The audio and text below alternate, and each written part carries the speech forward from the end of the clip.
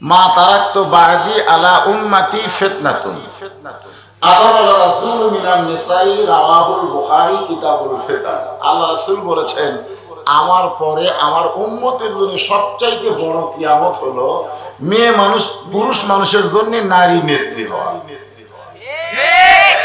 তাহলে আলামতের দরকার আছে? তো খামাখা একটা সাবজেক্ট দিয়ে আছে।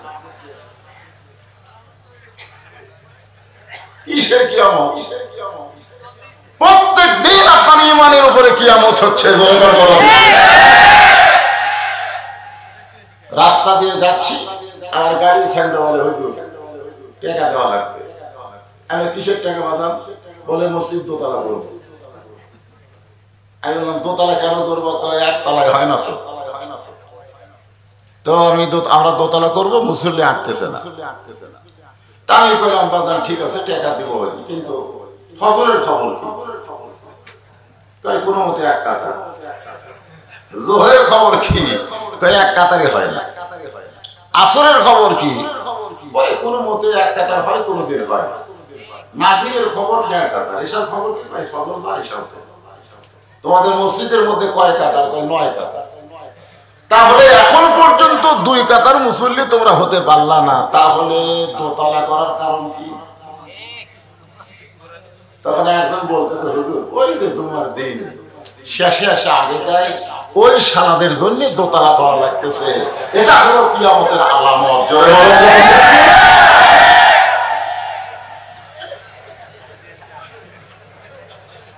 5 ওয়াক্ত নামাজে মুসল্লি নেই, জুমার জন্য দোতলা, তো শেষে আসে আগে যায়। কি মনে করতেছে? হ্যাঁ, অবশ্য ফাঁকে ফাঁকে কিয়ামতের আলামত দেওয়া হবে, কিন্তু যে আয়াতে কারিমা তেলাওয়াত করেছি এইটাকে সাবজেক্ট বানিয়ে আমরা কিছুক্ষণ আলোচনা শুনবো ইনশাআল্লাহ।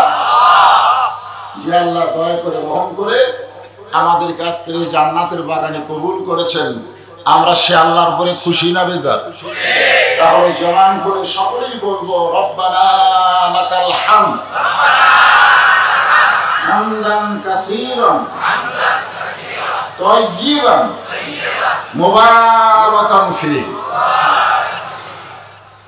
আরেকটা আলামত বলবো। আচ্ছা, আপনারা যখন রাত্রে ঘুমাতে যান, রাত্রে আপনারা ঘুমাতে যান না, আচ্ছা আপনারা কি ঘুমানোর আগে পেশাব করেন না ঘুমের মধ্যে করেন? কথা কন না। ঘুমানোর আগে পেশাব কেমন করেন?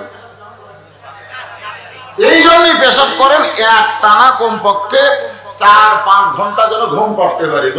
ঠিক। তাহলে ঘুমের আগে ঘুমের দাম বুঝে পেশাব করে আপনি ঘুমাতে গেলেন।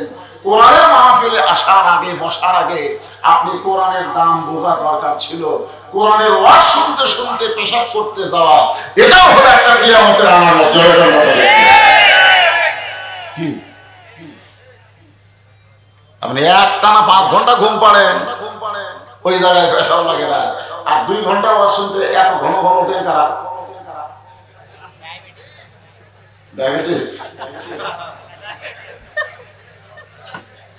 কারণ আমার ওয়াজের সময়ে ওটা বসাটা খুব বিরক্তিকর। আমি যদি এখন এই সভাপতি সাহেবকে কেমন আসলো, ওনাকে যদি বলি হুজুর আমার তো ডায়াবেটিস, 1 ঘন্টা পর পর ডাক্তার আমার পেশাব করার কথা বলেছে, পেশাব যদি আমি মূত্রথলিতে জমে রাখি তাহলে আমার কিডনি ড্যামেজ হয়ে যাবে, কারণ ডায়াবেটিস।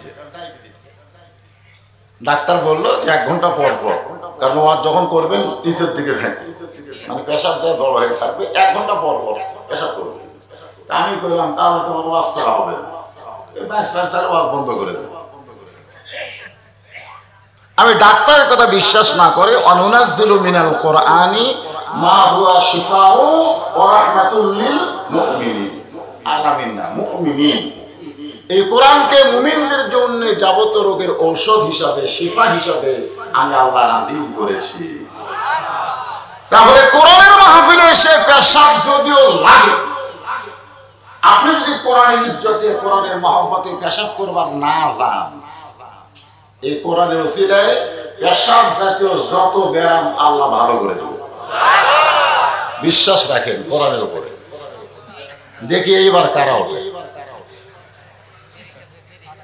ও শুরুই করিনি, এটি থেকে এক ছেলে উঠেছে না না ঠিক আছে চলে গেল। তুই কি বুঝলো আর নিয়ত হলো বদরুল রশিদের একদিন মোবাইলে ওয়াজ শুনছি, আজকে একটু দেখি, ওর দেখা হয়ে গেছে। সবচাইতে বড় কিয়ামতের আলামত হলো কোরআনের আকর্ষণে শ্রোতারা মাহফিলে আসে না, বক্তার আকর্ষণে মাহফিলে আসে। ধরে ধরে কথা ঠিক কি না? এটাও হলো কিয়ামতের আলামত। এই যে কোরআনের ওয়াজ শুনবেন, সেই কোরআনের আকর্ষণ অন্তরে নেই। আকর্ষণ তৈরি করছে কোন বক্তা আসতেছে, কোন বক্তা। তো যে আল্লাহ তাআলা আমাদেরকে কোরআনের মাহফিলে সুন্দরভাবে সুশৃঙ্খল ভাবে বসার তৌফিক দিয়েছেন, খুশি না বেচার? এই জন্য শুকর আদায় করলাম কার? আলহামদুলিল্লাহ।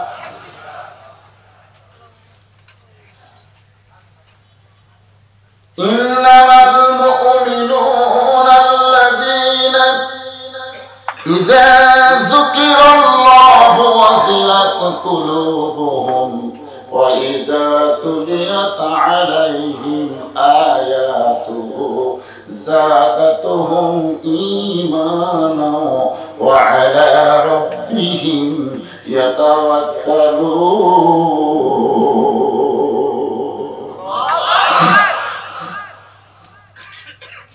আল্লাহ রাসূল বলেছেন তিনটা তাসবিহ। কয়টা? অনায়াসে, আপন ইচ্ছায়, যাদের জবান দিয়ে প্রকাশ পায়। আমি রাসূল বলতেছি, তারা যত বড়ই পাপী হোক না কেন, মুসলমান না হয়ে তাদের মৃত্যু হবে না।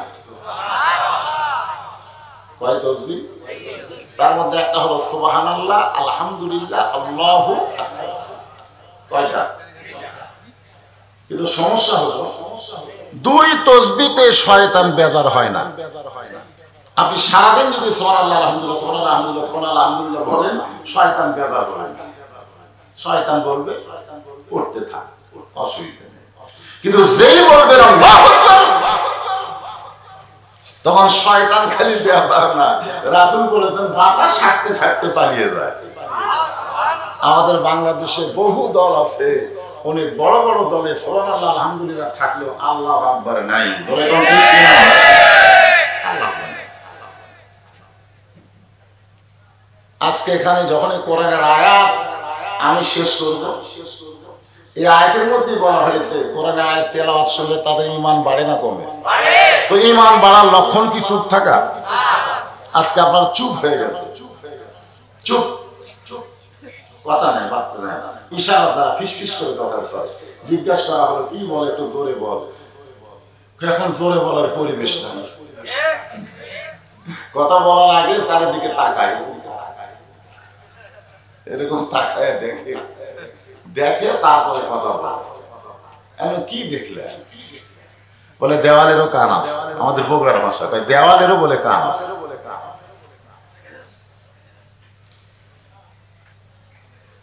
যারা মুমিন হবে, ইন্নামাল মুমিনুনা আল্লাযীনা, কারা মুমিন? পাইকারি হারে সবাই মুমিন? আল্লাহ বলেছেন আমিনান নাসি মান ইয়াকুলু আমান্না বিল্লাহি ওয়া বিল ইয়াউমিল আখির ওয়া মা হুম বিমুমিনিন।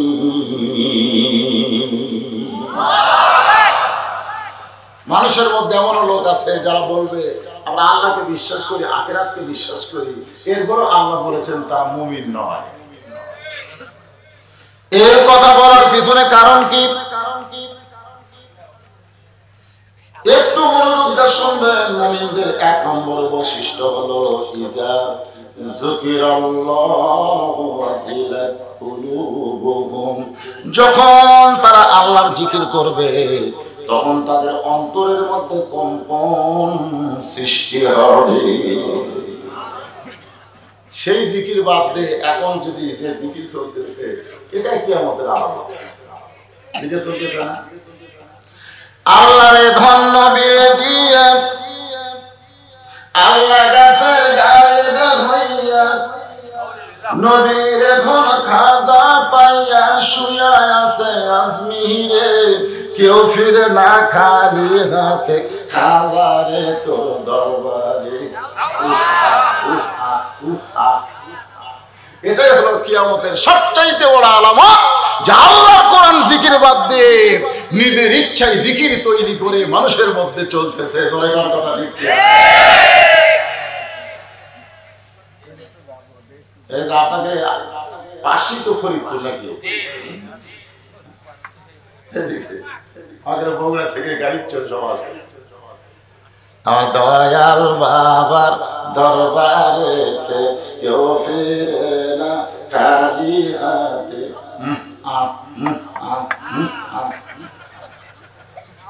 মানে গজল বোঝা যায় কিন্তু জিকির বোঝা যায়। ওহ আহ ওহ আহ করতেছে, দুই কান্দের ফেরেশতায় বিরক্ত হয়ে গেছে। আল্লাহকে খেলে কলম খাড়া করে রাখছিস কেন? এরা যে কি কয় বোঝা যায় না, তো লেখবো। এখানে বলা হচ্ছে ইজা যুকিরাল্লাহ ওয়াজিলাত কুলুবুহুম, এইটা কোন জিকির? এই জিকির হলো ইন্না নাহনু নাযালনা যিকরা ওয়া ইন্না লাহু লাহাফিজুন। যতই হনুমানের পায়ের উপরে কোরআন শরীফ রাখুক না কেন, এতে কোরআনের একটা নোক্তা পরিমাণ ক্ষতি হবে না। কি মনে করছো?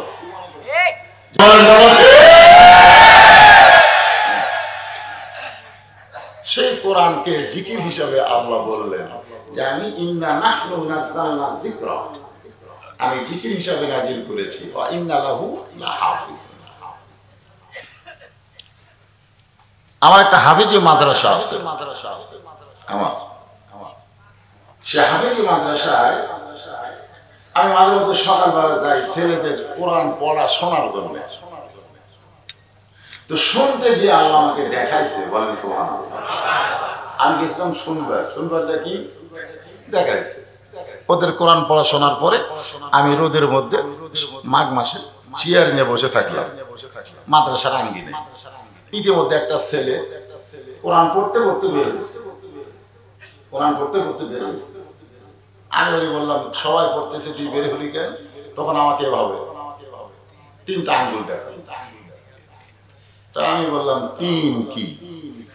আপনি জানেন না হুজুর? মানে আমাকে বলতেছে আপনি জানেন না হুজুর।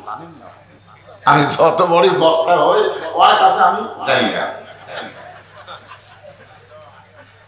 আমি বললাম আমি কিন্তু আসলেই জানি না। আমি বললাম বাবা এই তিন কি? তখন বলতে হুজুর 1 নম্বর পেশাব, 2 নম্বর পায়খানা, আর 3 আঙ্গুল হচ্ছে ওযু নেই। ধরে কম কি নাই? আমি বললাম ওযু নাই তো কি হয়েছে? বলে কোরআন শরীফ পড়তে পড়তে ওযু গেছে, এই জন্য ওযু করে রয়েছে। আরে পাগল, আমির হামদা একটা বক্তা আছে, নাম শুনছিস? তো বলতেছে হ্যাঁ শুনছি। ওই বক্তা কইছে ওযু ছাড়াও কোরআন পড়া যায়। তাহলে ওযু ছাড়া কোরআন পড়লে কি হবে? মাঘ মাস শীতের দিনে ঠান্ডা পানি। ছেলেটা আমার দিকে তাকায় বলে ওযুর ব্যাপারে আমি আমির হামজা মানি না। আমি বললাম ঠিক আছে, আমির হামজা মানিস না, আমি বলতেছি ওযু করা লাগবে না। তুই যা কোরআন পড়, কোরআন ধর, তোর যত পাপ হবে আল্লাহ যেন সব পাপ আমার দেয়। যা এই বলে আমি একটা তাড়া দিলাম, ওই আমার তাড়াতে মাদ্রাসার ঘরের মধ্যে ঢুকছে। ইজা যুকিরাল্লাহু ওয়াজিলাত কুলুবুহুম, এটা দেখার জন্য। সুবহানাল্লাহ বলে আমার তাড়াতেও মাদ্রাসার ঘরের মধ্যে ঢুকছে। আমি তখন চেয়ার ছেড়ে জানলার দিকে দেখি ঘরের মধ্যে ঢুকে ওর আমল কি। ওর আমলটা তো দেখা লাগবে, ওর কাজ কি। আমি জানলাতে তাকায় দেখি দরজা ফাঁকে লুকে আছে। আমি বললাম লুকা থাকার কারণ? আর লুকা থাকার কারণ হলো ওখানে চেয়ারের দিকে তাকায় আছে, হুজুর চেয়ার থেকে উঠলি কেন? আমি তো চেয়ার থেকে উঠছি, ও মনে করছে আমি চলে গেছি। আবার বাড়াচ্ছে, ওই মাটিতে বসে বলতেছে আমাকে মারেন কাটেন যা ইচ্ছা তাই করেন, ওযু ছাড়া আমি আল্লাহর কোরআন পড়বো। তখন আমার কলিজার মধ্যে চিন্তা হলো একটা ছোট্ট মাসুম বাচ্চা আল্লাহর কোরআনের পরশে নিজের অন্তরকে এমন ভাবে তৈরি করেছে যতই শীতকাল মাঘ মাস হোক না কেন, তারপরেও সে ওযু করবে। এর নামই হলো অন্তরের মধ্যে কম্পন সৃষ্টি হওয়া। এরই নাম হলো ওয়াজিলাত কুলুবুহুম, অন্তর সমূহের মধ্যে কম্পন সৃষ্টি হবে। তাই জানেন কথাবার্তা চলবে না, ইশারা দ্বারা কাম করবে। একটু মনোযোগ দিয়ে শুনবেন। যেই কোরআনের ভাষণ গাইছেন, এই কোরআন যতদিন নাজিল হয় নাই ততদিন মক্কার সবচাইতে বড় নেতা নাম হলো উমর ইবনুল হিশাম। আসলে কিন্তু ওর নাম আবু জেহেল না। আমরা যে মাযহাবী যারা আবু হানিফা, আমি 90 জন লোককে জিজ্ঞেস করছি আমাদের মাযহাবের ইমামের নাম কি, সবাইকে আবু হানিফা। যারা আলেম ওলামা তারা জানে ওনার নাম হচ্ছে নোমান ইবনে সাবিত, কিন্তু আমরা কি কই আবু হানিফা। তো আবু জেহেল কিন্তু ওনার নাম হলো উমর ইবনুল হিশাম। ওর বাপের নাম হলো হিশাম। তার নামটা খেয়াল তো না, আজকের আবু জেহেলের নামটা অন্তত জানেন। এটা কি উমর ইবনুল হিশাম। মক্কার সমস্ত মানুষকে ডাক দিয়ে বলেছে, ভালো মানুষকে যদি দেখতে চাও আব্দুল্লাহর এতিম পোলার দিকে তাকাও। এই কথা কিন্তু আবু জেহেল সর্বপ্রথম মক্কার মানুষদেরকে বলেছে। আবু জেহেল একটা গানও গাইছে, শিশুকালে মইরা গেছে মা, গর্ভে থাকতে মরছে পিতা, চোখে দেখলো না। কে করিবে লালন পালন, কে দিবে সান্ত্বনা, এই দুনিয়ার বড় এতিম আমাদের নবী একজনা। 40 বছর পর্যন্ত আমাদের নবীর সঙ্গে আবু জেহেলের কোনো শত্রুতা নাই, কিন্তু 40 বছর পর যখন আল্লাহর কোরআন নাজিল হয়ে গেল, এই কোরআন নামক জিকির যখন নবীর উপর নাজিল হলো, এরপরই কিন্তু কি হলো? আচ্ছা কেন হলো? কোরআনের মাহফিলে বসবেন অথচ কোরআন সম্পর্কে জানবেন না, এটাই হলো কিয়ামতের সবচাইতে বড় আলামত। জনগণ কথা ঠিক কি? পেপার পড়তেছে, পড়ার পরে জিজ্ঞাসা করতেছে কি খবর ভাই, সব খবর গট করে বলে দিচ্ছে। একটা বিজ্ঞাপন করতেছে, কোন কোন বক্তা আছে ভাই, বলে ও বক্তা আছে, সব বলে দিচ্ছে। কিন্তু একটা কোরআন শরীফ পড়ার পরে কি বললেন ভাই, কি বললেন ভাই, কই পড়ছি ঠিকই ভাই, বুঝি নাই। তা আপনি বাংলা পড়েন বোঝার নিয়তে, ইংরেজি পড়েন বোঝার নিয়তে, পেপার পড়েন বোঝার নিয়তে, আর আল্লাহর কোরআন পড়েন কিসের নিয়তে? তো বলতেছে প্রতি অক্ষরে 10টা করে নেকি আছে। শুধু সওয়াবের নিয়তে কোরআন পড়া হলো কিয়ামতের সবচাইতে বড় আলামত। জোরে বলেন কথা ঠিক কি না? সওয়াবের নিয়তে, শুধু সওয়াব, শুধু সওয়াব কামাইয়ের জন্য আল্লাহ কোরআন দিয়েছে না। এই জন্য একটু মনোযোগ দিবেন। কিয়ামতের আলামত সম্পর্কে যখন আমার সাবজেক্ট দেওয়া হয়েছে, আমি আপনাদের একে একে সব বোঝানোর চেষ্টা করব ইনশাআল্লাহ। প্রথম শব্দ হচ্ছে ইকরা। প্রথম শব্দ কি? ইকরা মানে কি? পড়ো। জিবরাইল বললেন পড়ুন। আমাদের নবীকে জিবরাইল কিন্তু পড়ো পাইনি, পড়ো হয়নি। আমাদের বললে ইকরা মানে পড়ো, কিন্তু জিবরাইল নবীকে কি বলেছেন? পড়ুন। কারণ নবী বড় না জিবরাইল বড়? ছাত্র যদি বড় হয়, শিক্ষক যদি বয়সে ছোট হয়, তখন ছাত্রকে আপনি বলা লাগে। এরকম কথা ঠিক কিনা? আপনার কি মনে করছেন জিবরাইল শিক্ষক? পড়ো বা পড়ুন। আল্লাহর নবী বললেন পড়বো না, পড়বো না। অনেকে ব্যাখ্যা করে নবী বলেছেন আনা বেকারি, আমি পড়তে পারি না। অথচ আল্লাহ নবী বলেছেন ইন্নী বুইসতু মুআল্লিমান, লিতাম্মিমা মাকারিমাল আখলাক, আল্লাহ আমাকে শিক্ষক করে দুনিয়াতে প্রেরণ করেছেন। জোরে কোন সুবহানাল্লাহ। যিনি নিজে বললেন আল্লাহ আমাকে শিক্ষক করে দুনিয়াতে প্রেরণ করেছেন, আর তিনি বলতেছেন আমি পড়তে পারি না। আসল নবী কিন্তু তা বলে নাই। নবী বলেছেন আমি পড়বো না। ফেরেশতা জিবরাইল বললেন কেন পড়বেন না? আল্লাহ নবী বললেন পড়তে বললি পড়বো না, আগে জানতে হবে পড়ার ধরন কি। কারণ বাংলাদেশে বহু পড়া আছে, আছে না নাই? বহু পড়া আছে। পড়ার পরে মানুষ আবার এক নম্বর দুর্নীতিগ্রস্ত মানুষ হয়ে যায়, ঘুষখোর, সুদখোর, এরকম শিক্ষিত আছে না নাই? সেরকম বড় বড় সাহেব, বড় বড় ডক্টরেট, কত কিছু পড়েছে। নবী বললেন শুধু পড়তে বললেই পড়বো না, পড়ার ধরনটাকে জানতে হবে। সঙ্গে সঙ্গে জিবরাইল বললেন বিইসমি রাব্বিকাল্লাযী খলাক। সুবহানাল্লাহ। যে আল্লাহ আপনাকে সৃষ্টি করেছেন সেই আল্লাহর নামে পড়েন। আল্লাহ নবী বললেন আমার কোনো আপত্তি নাই, যে পড়ার মধ্যে আল্লাহ আছে সেই পড়াটাই আমি শিখতে চাই।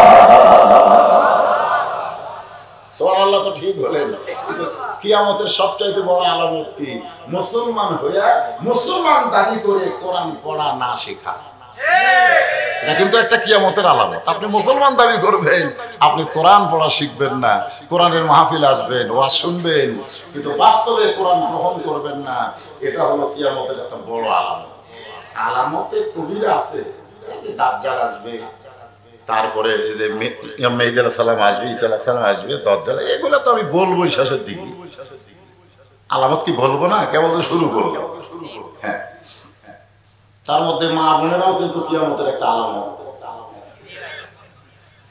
মসজিদে পুরুষ মানুষ নামাজ পড়ে মুসলমানের ঘরের মধ্যে ঢুকতেছে, মুসলমান, কিন্তু ঘরের ভিতর থেকে হিন্দুদের পূজার বাদ্য করে বাজতেছে। কিন্তু মুসলমানের ঘরে হিন্দুদের পূজার বাদ্য কেন বাজে?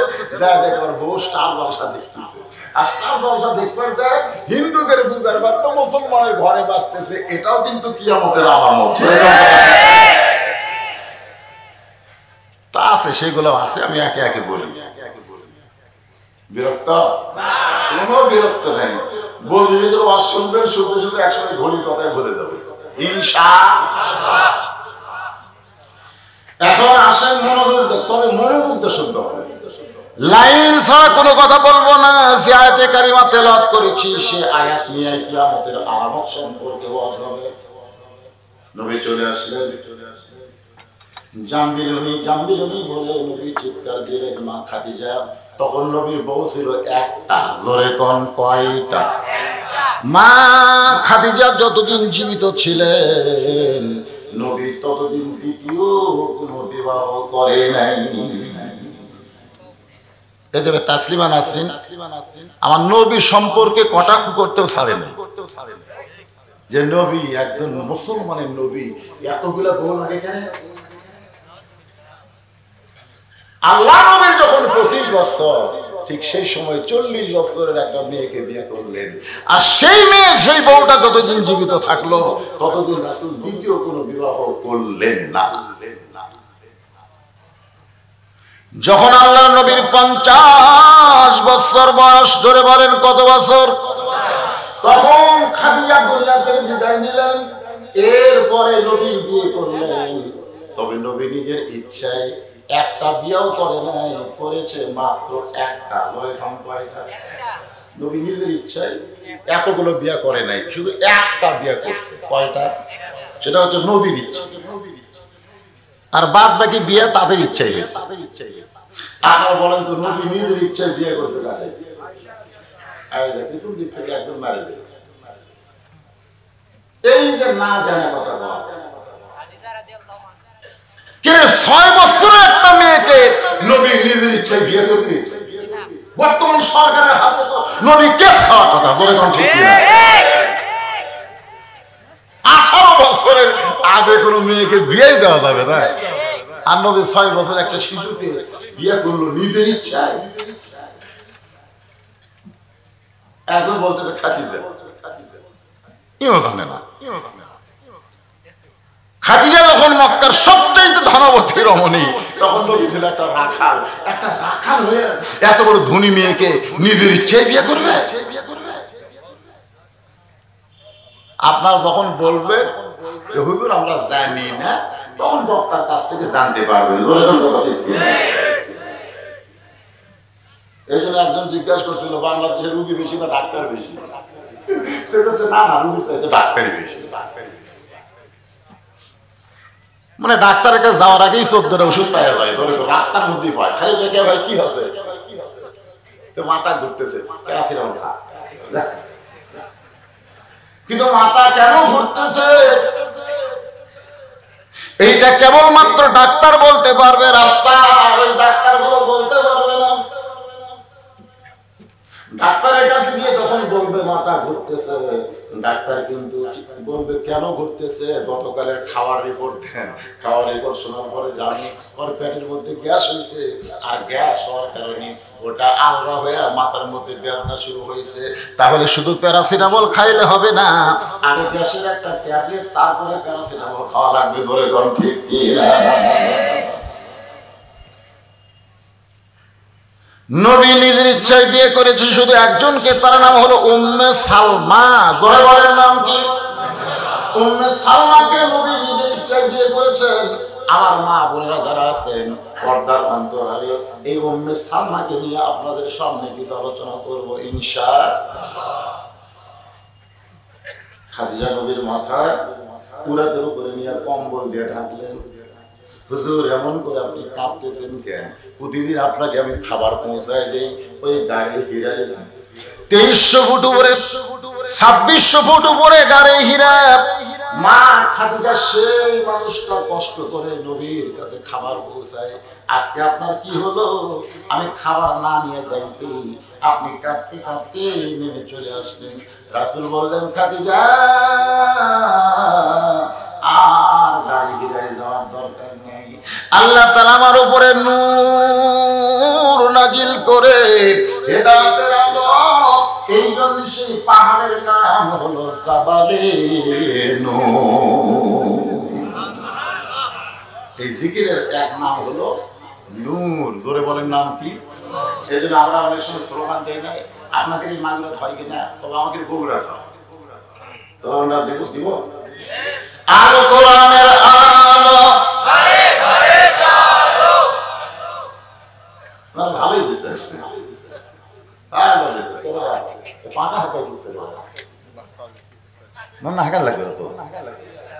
এই গাও ঘামা হচ্ছে আমার একটা ওষুধ, বুঝলেন? ডায়াবেটিস, যত গাও ঘামবি তত হাই ক্যান্সার। আমি মনে করতে আসমান থেকে পড়তেছে এরকম একটা। কি বলতেছি খেয়াল করেন, জাবালে নূর, সেখান থেকে বললাম আল কোরআনের আলো। আপনারা বললেন ঘরে ঘরে জালো। ঢাকা ওয়াসা কোম্পানি একটা ট্যাঙ্কি বানাইছে, 2 কোটি লিটার পানি আছে, 24টা ডিপ টেবল দিয়া সেই টাঙ্কিতে পানি নিচ থেকে উপরে তুলতেছে। ওই টাঙ্কি থেকে পাইপের মাধ্যমে প্রত্যেকটা বাসায় পানি সাপ্লাই দেয়। বাসার লোকেরা সেই পানি পান করে, সেই পানিতে ওযু করে, সেই পানিতে গোসল করে। কিন্তু একদিন দেশীয় শয়তান আর বিদেশি শত্রু টাঙ্কির ছাপনা করে ওই টাঙ্কির মধ্যে একটা মরা মোষ কোনোভাবে হোক ঢুকাই দিয়েছে। সেই মরা মোষটা আস্তে আস্তে ফুলতেছে, তারপরে কষতেছে, তারপরে গলে গলে টাঙ্কির পানির মধ্যে মিশ্রণ হইয়া প্রত্যেকটা বাসায় পানি আসতেছে। আর বাসার লোকেরা ওই গিলাসে পানি নিয়ে ওয়াসাকাহুম রাব্বুহুম শারাবান তাহুরা, আল্লাহর কোরআন পড়তেছে আর পান করতেছে। আপনারা বলেন পানি পাক না না পাক? তার মানে আপনি ঘরে ঘরে যতই কোরআন পড়েন, ঘরে ঘরে যতই কোরআনের আলো জ্বালান, কোনদিন আপনি সার্থক হতে পারবেন না। যেখান থেকে পানি সাপ্লাই হয় ওই টাঙ্কিটা আগে পরিষ্কার রাখতে হবে। টাঙ্কি পরিষ্কার নাই আর ঘরের পানি পরিষ্কার হবে। আজকে আইন করল চৌকিদার একটা সাধারণ চৌকিদার, চৌকিদার মানুষ মানে নাকি?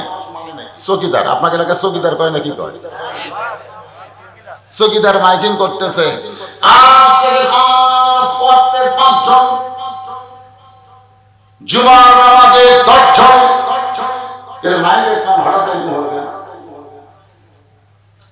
কে বললো? বারবার বললো ডাকে। বক্তার কথা মতো সাউন্ড বাড়ানো সম্ভব, শ্রোতার কথা মতো যদি আপনারা বাড়ান কমান, তো এক একজন শ্রোতা যদি এক একটা পায়, ওটি তো খালি কেউ কেউ শুরু হয়ে গেছে। এক বক্তা আছে, এক বক্তার কথা শুনে সাউন্ড আগে যেটা ছিল ওঠে। হ্যাঁ, তো কি বলতেছিলাম? চৌকিদার মাইকিং করতেছে 5 ওয়াক্ত নামাজে 5 জন, জুমার নামাজে 10 জন, তারাবি 12 জন। এর বেশি মুসল্লি মসজিদে উপস্থিত হতে পারবেন না। যদি হয় মসজিদ কমিটিকে আইনত দণ্ডনীয় অপরাধী করা হবে। মসজিদ কমিটি দৌড়াচ্ছে সব কয়টা, আসলে খবরদার 5 জনের বেশি ঢোকা চলবে না। এই করোনা আসার কারণে একটা চৌকিদারের স্লোগানে এতদিন ওয়াজ করেছি, চেপে চেপে কাতা সোজা করেন। আর এই চৌকিদার বললো 1.5 ফুট পরে পরে একজনকে দাঁড়াতে হবে। তাহলে দেখেন, একটা করোনার কারণে সরকারের আইন সবাই মানতে বাধ্য হলো। সেই সরকার যখন ক্ষমতায় আইছে, আল্লাহ বলেছেন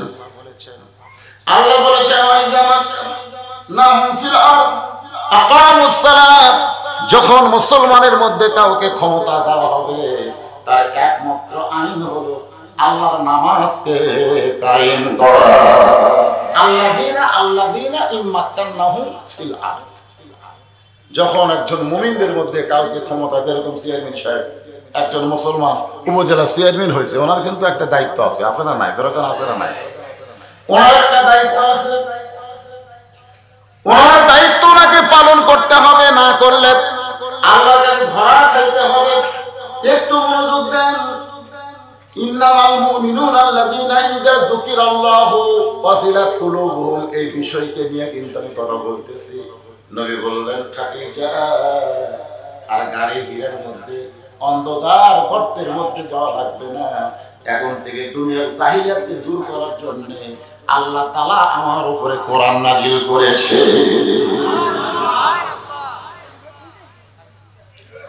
আল্লাহর কোরআনের জিকির শুরু হয়ে গেল। গভীর রাত্রে কোরআন শোনার জন্য আবু জেহেল, উতবা, সাইবা সবাই চলে আসতো। গভীর রাত্রে নবী কোরআন পড়তো, তারা চুপি চুপি আল্লাহর কোরআন তেলাওয়াত শুনতো। সুবহানাল্লাহ। কোরআন তেলাওয়াত শুনতো।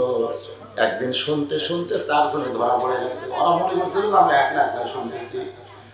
4 জন ধরা পড়ে গেছে। কি হয়েছে বলেন? পিছনের লোকেরা কি আমার কথা বুঝতে পারতেছেন না? এই যারা বুঝতে পারতেছেন হাত তোলেন তো দেখি। ঠিকই আছে তো, ঠিকই আছে। হাত তোলেন। আমার কথা যে আমি বলতেছি, যারা বুঝতে পারতেছেন তারা একটু হাত তোলেন তো দেখি। মাশাআল্লাহ, এই তো অসুবিধা। রোডের লোক, রাস্তার লোকের কথা শুনতে হবে। আচ্ছা আচ্ছা, তো ওই দিকে দেখেন, মাইকলা ভাইকে বলবো ওই দিকে কোনো হরন আসছে কিনা সেটা একটু আপনার সাইজ করে।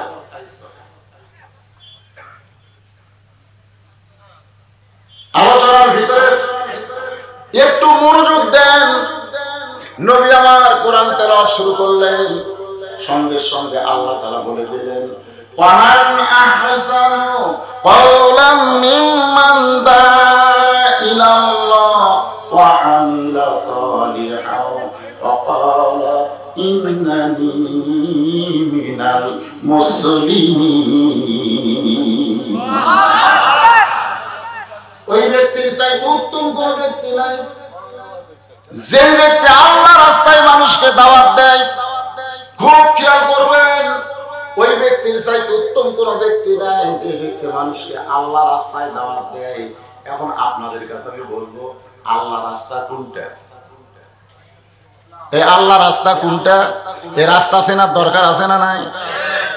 আমার ওয়াজের ক্যাসেটে আপনারা শুনেছেন, আমি ওয়াজে বলেছিলাম ইসলাম হলো একটা গাড়ির নাম। ধরে কম কিসের নাম? ওই গাড়ির যাত্রীর নাম হলো মুসলমান। ওই গাড়িতে চড়তে একটা টিকিট লাগবে, সেই টিকিটের নাম হলো ঈমান। ঈমানের টিকিট নিয়ে মুসলমান যাত্রী হইয়া কেউ যদি ইসলাম গাড়িতে একবার চড়তে পারে, ইসলাম গাড়ি চলতে চলতে জান্নাত নামক বাড়িতে তারে পৌঁছায়া দিবে। এখন আপনারা দেখেন এখানে তিনটা জিনিস খেয়াল করবেন। 1 নম্বর ঈমান, 2 নম্বর মুসলমান, 3 নম্বর ইসলাম। তাহলে ঈমানের টিকিট নিয়ে মুসলমান যাত্রী হইয়া কেউ যদি একবার ইসলাম গাড়িতে চড়তে পারে, ইসলাম গাড়ি তাকে জান্নাত নামক বাড়িতে পৌঁছায় দিবে। আপনাদের মাগুরা ঢাকার মোড় আছে না নাই? আপনাদের বাসটা ঢাকা আছে না নাই? ওখানে সকালবেলা গিয়ে দেখবেন কিছু মানুষ জিকির করতেছে। সকালে আপনারা দেখবেন সে জিকিরটা এরকম জিকির করে না। তো মাগুরার একজন দৌড়ে এসে বলে, তুই কি রাজাকার নাকি? তুই কি রাজাকার? তো বলে রাজাকার কেন? বলে তুই মাগুরার মাটিতে ঢাকার জিকির করিস কেন? জিকির কর মাগুরা মাগুরা মাগুরা মাগুরা, মাগুরা জিকির বাদ দে, ঢাকার জিকির করিস কেন? তখন বলতে ভাইজান আমি হচ্ছে যে ইসলাম গাড়ি দেখতেছেন না, ওদের গাড়ির নাম ইসলাম। আপনাকে দেখা তো ইসলাম না, হানিফ আছে। হানিফ আছে না নাই? হানিফ হও আমান আমিনাল মুশরিকিন। আমি হলাম হানিফ গাড়ির হেল্পার। আমি মাগুরার মানুষকে ঢাকায় নিয়ে যাব, এই জন্য ঢাকা ঢাকা জিকির করতেছি। আপনি কি কোনোদিন ঢাকায় গেছেন? বলে ঢাকা যাওয়ার মন চায় রাজধানী, কিন্তু যাওয়ার তরিকা তো আমার জানা নেই। কোন তরিকায় গেলে, কোন রাস্তায় গেলে ঢাকায় যাওয়া যাবে এইটা তো আমি জানি না।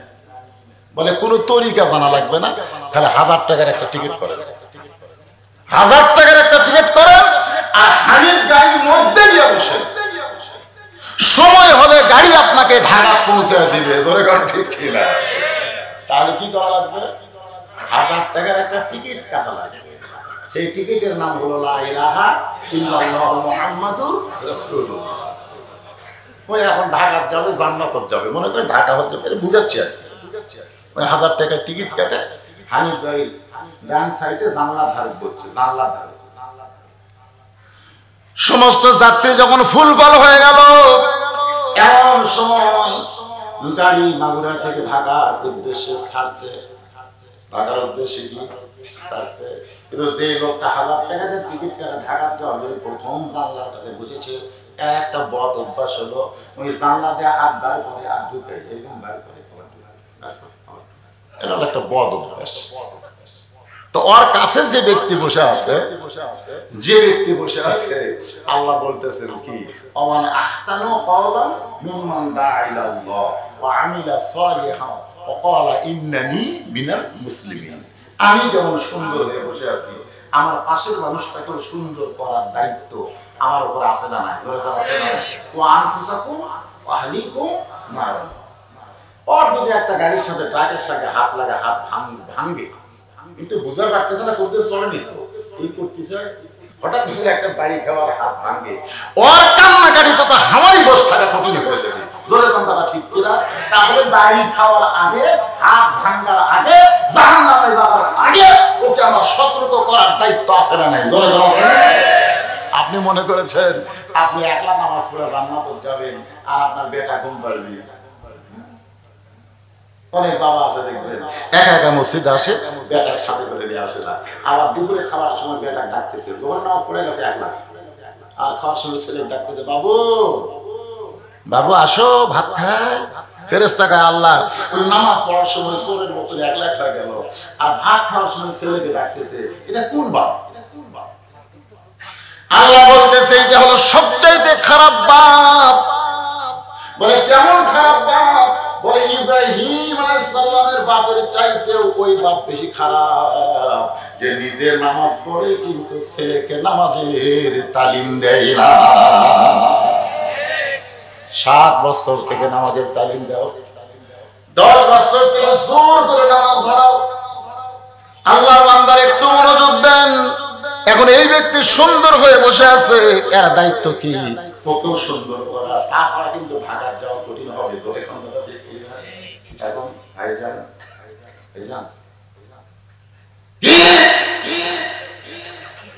দেখবেন এই যে যারা তাবলিগ করতেছে, যারা তাবলিগ করে এরা কিন্তু খুব বিপদে আছে।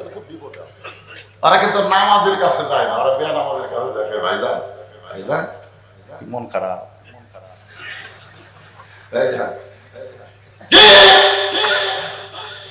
আরে ভাই এত আল্লাহ বলেছেন উদউ ইলা সাবিলি রাব্বিকা বিল হিকমা মাউইযাতিল লিল হাসানা। ভাইজান নামাজ পড়তে হবে। মান তারাকা সালাতু মুতাম্মিদান ফাকাত কাফারা, ইচ্ছা করে এক ওয়াক্ত নামাজ পড়লো, নামাজ কাজা করলো, সে কি হলো? কাফের হয়ে গেল। বাইনাল আবদি ওয়াল কুফরি তারকুস সালাত, বান্দা কাফেরের মধ্যে বিতর্ক করার জিনিসটার নামে নামাজ। চলেন ভাই মসজিদে যাই, ওই তুই নামাজ পড়াও যা, তুই কি নামাজ পড়া আমার চাইতে ভালো? ওদের মমতাজ কয়নি, মানিকগঞ্জের মমতাজ সংসদের সদস্য। আল্লাহ কয় নামাজের জোরে ফায়সাটা যাবে দূরে, পাক কোরআনে রয়েছে ঘোষণা। এখন আকাম কুকাম নামাজ রোজা একসাথে বাঁধিয়া বোঝা জাহান্নামে দিয়াছো রওয়ানা। আজ কেন আল্লাহর নামাজ ধরতে পারলাম না? যখন দাঁড়ায় নামাজ পড়লাম পারতো, তখন নামাজ ধরে না। যখন বুড়া হয়ে আর দাঁড়াবার পারে না, তখন মসজিদের মধ্যে চেয়ার নিয়ে নামাজ পড়বার যায়। জোরে ঘন্টাটা ঠিক কি? আমি আপনাদের এলাকার মসজিদের খবর জানি না, এই মসজিদে চেয়ার আছে কিনা আমি জানি না। যদি মসজিদের মধ্যে চেয়ার ঢোকে, মসজিদ কমিটিকে আল্লাহ আগে ধরবে, ওদেরকে যে নামাজের মধ্যে 4টা ফরজ, তার মধ্যে একটা ফরজ হলো দাঁড়িয়ে নামাজ পড়া। দাঁড়িয়ে নামাজ পড়া হলো ফরজ।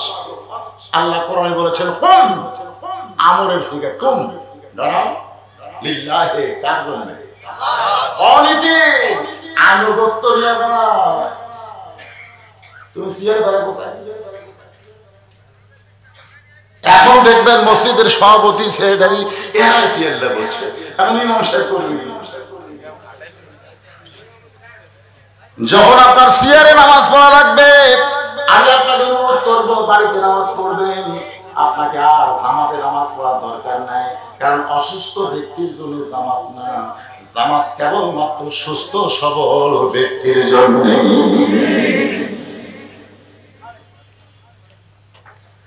যৌবন বয়স যারা সরকারকে দেয়, বুড়া বয়সে তাদেরকে চাকরি করা লাগে না। যখন দেখবেন কলম ধরে হাত কাঁপে, চোখ দিয়ে ঠিক মতো দেখতে পায় না, সরকার দেখতেছে যে ব্যক্তি যৌবনটা আমার জন্য দিয়ে দিল, বুড়া বয়সে তাকে আর চাকরি করা লাগবে না, তখন কান্দে বলে চাকরি না করলে খাবো কি? সরকার বলে আমার দয়া আছে, যতদিন তুই বাঁচবি ততদিন তোকে পেনশনের বেতন দেওয়া হবে। আমার আল্লাহ বলেন যৌবন বয়সে যারা 5 ওয়াক্ত নামাজ জামাতে আদায় করেছো, বুড়া বয়সে চেয়ারে বসে তোমাদের নামাজ আর আদায় করা লাগবে না। তোমরা যখন যেভাবে যেখানে পারো নামাজ পড়ো, যৌবন নামাজের সওয়াবের পেনশন হিসাবে বুড়া বয়সে আমি আল্লাহ তোমাদের দিয়া দিব।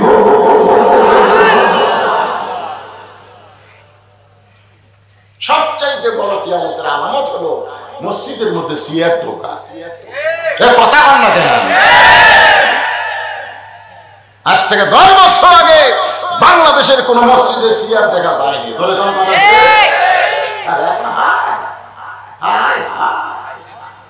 সারাদিন হাতে ঘরে 10 কেজি চাল নিয়ে বাজার করে আসে, 10 কেজি বাজার নিয়ে বাড়িতে আসে, ওই জায়গা তো চেয়ার লাগে না। মসজিদ ঢুকে কই আমি বল পাই না বাবা, আমি বল পাই না। বল তো আসবার কোথায়?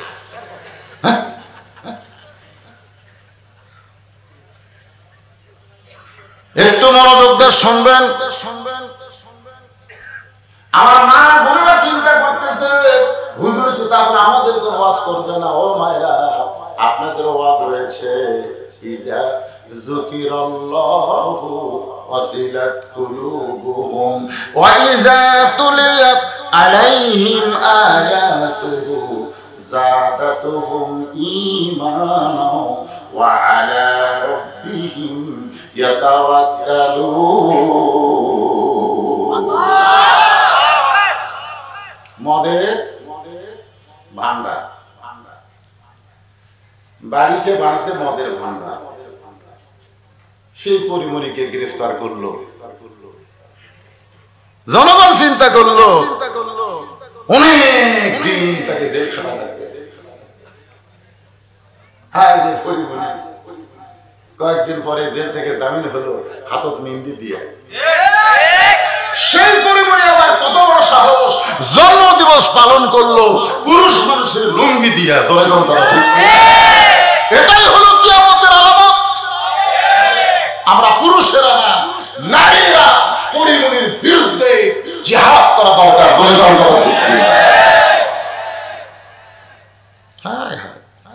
তার লুঙ্গি কিভাবে পড়ছে? ওদের ঘাস তোলার সময়, জমির ঘাস তোলার সময় কাঁচা মারে, কাঁচা, সেই কাঁচা মারে ড্যান্স নাচে।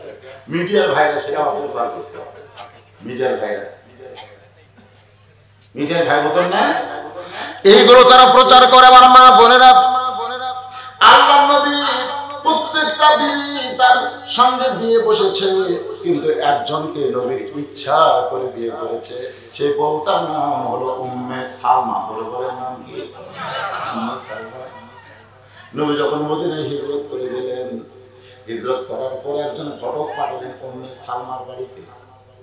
উম্মে সালমা বললেন, আমি বিয়ে বসবো না, আমি বিয়ে বসবো না। ঘটক বলতেছে, তুমি কি জানো কে তোমাকে বিয়ে করবে? আল্লাহ নবী স্বয়ং তোমাকে বিয়ে করবে, আমার মাধ্যমে জানাইছে। তুমি কেন বিয়ে বসবা না? উম্মে সালমা বলতেছে, আমি বিবাহ বসবো না। ঘটক নবীর কাছে এসে বললেন, ইয়া রাসূলুল্লাহ, এমন একটা বেয়াদব মেয়ের কাছে আমার কান পাঠাইছে, যে মেয়েটা আপনার নাম শোনার পরেও বলে বিয়ে বসবো না। রাসূল বললেন, তোমার ঘটকালি বিয়ে হবে না, আমাকে নিজে যাইতে হবে। স্বয়ং নবী উম্মে সালমার বাড়ির দরজা।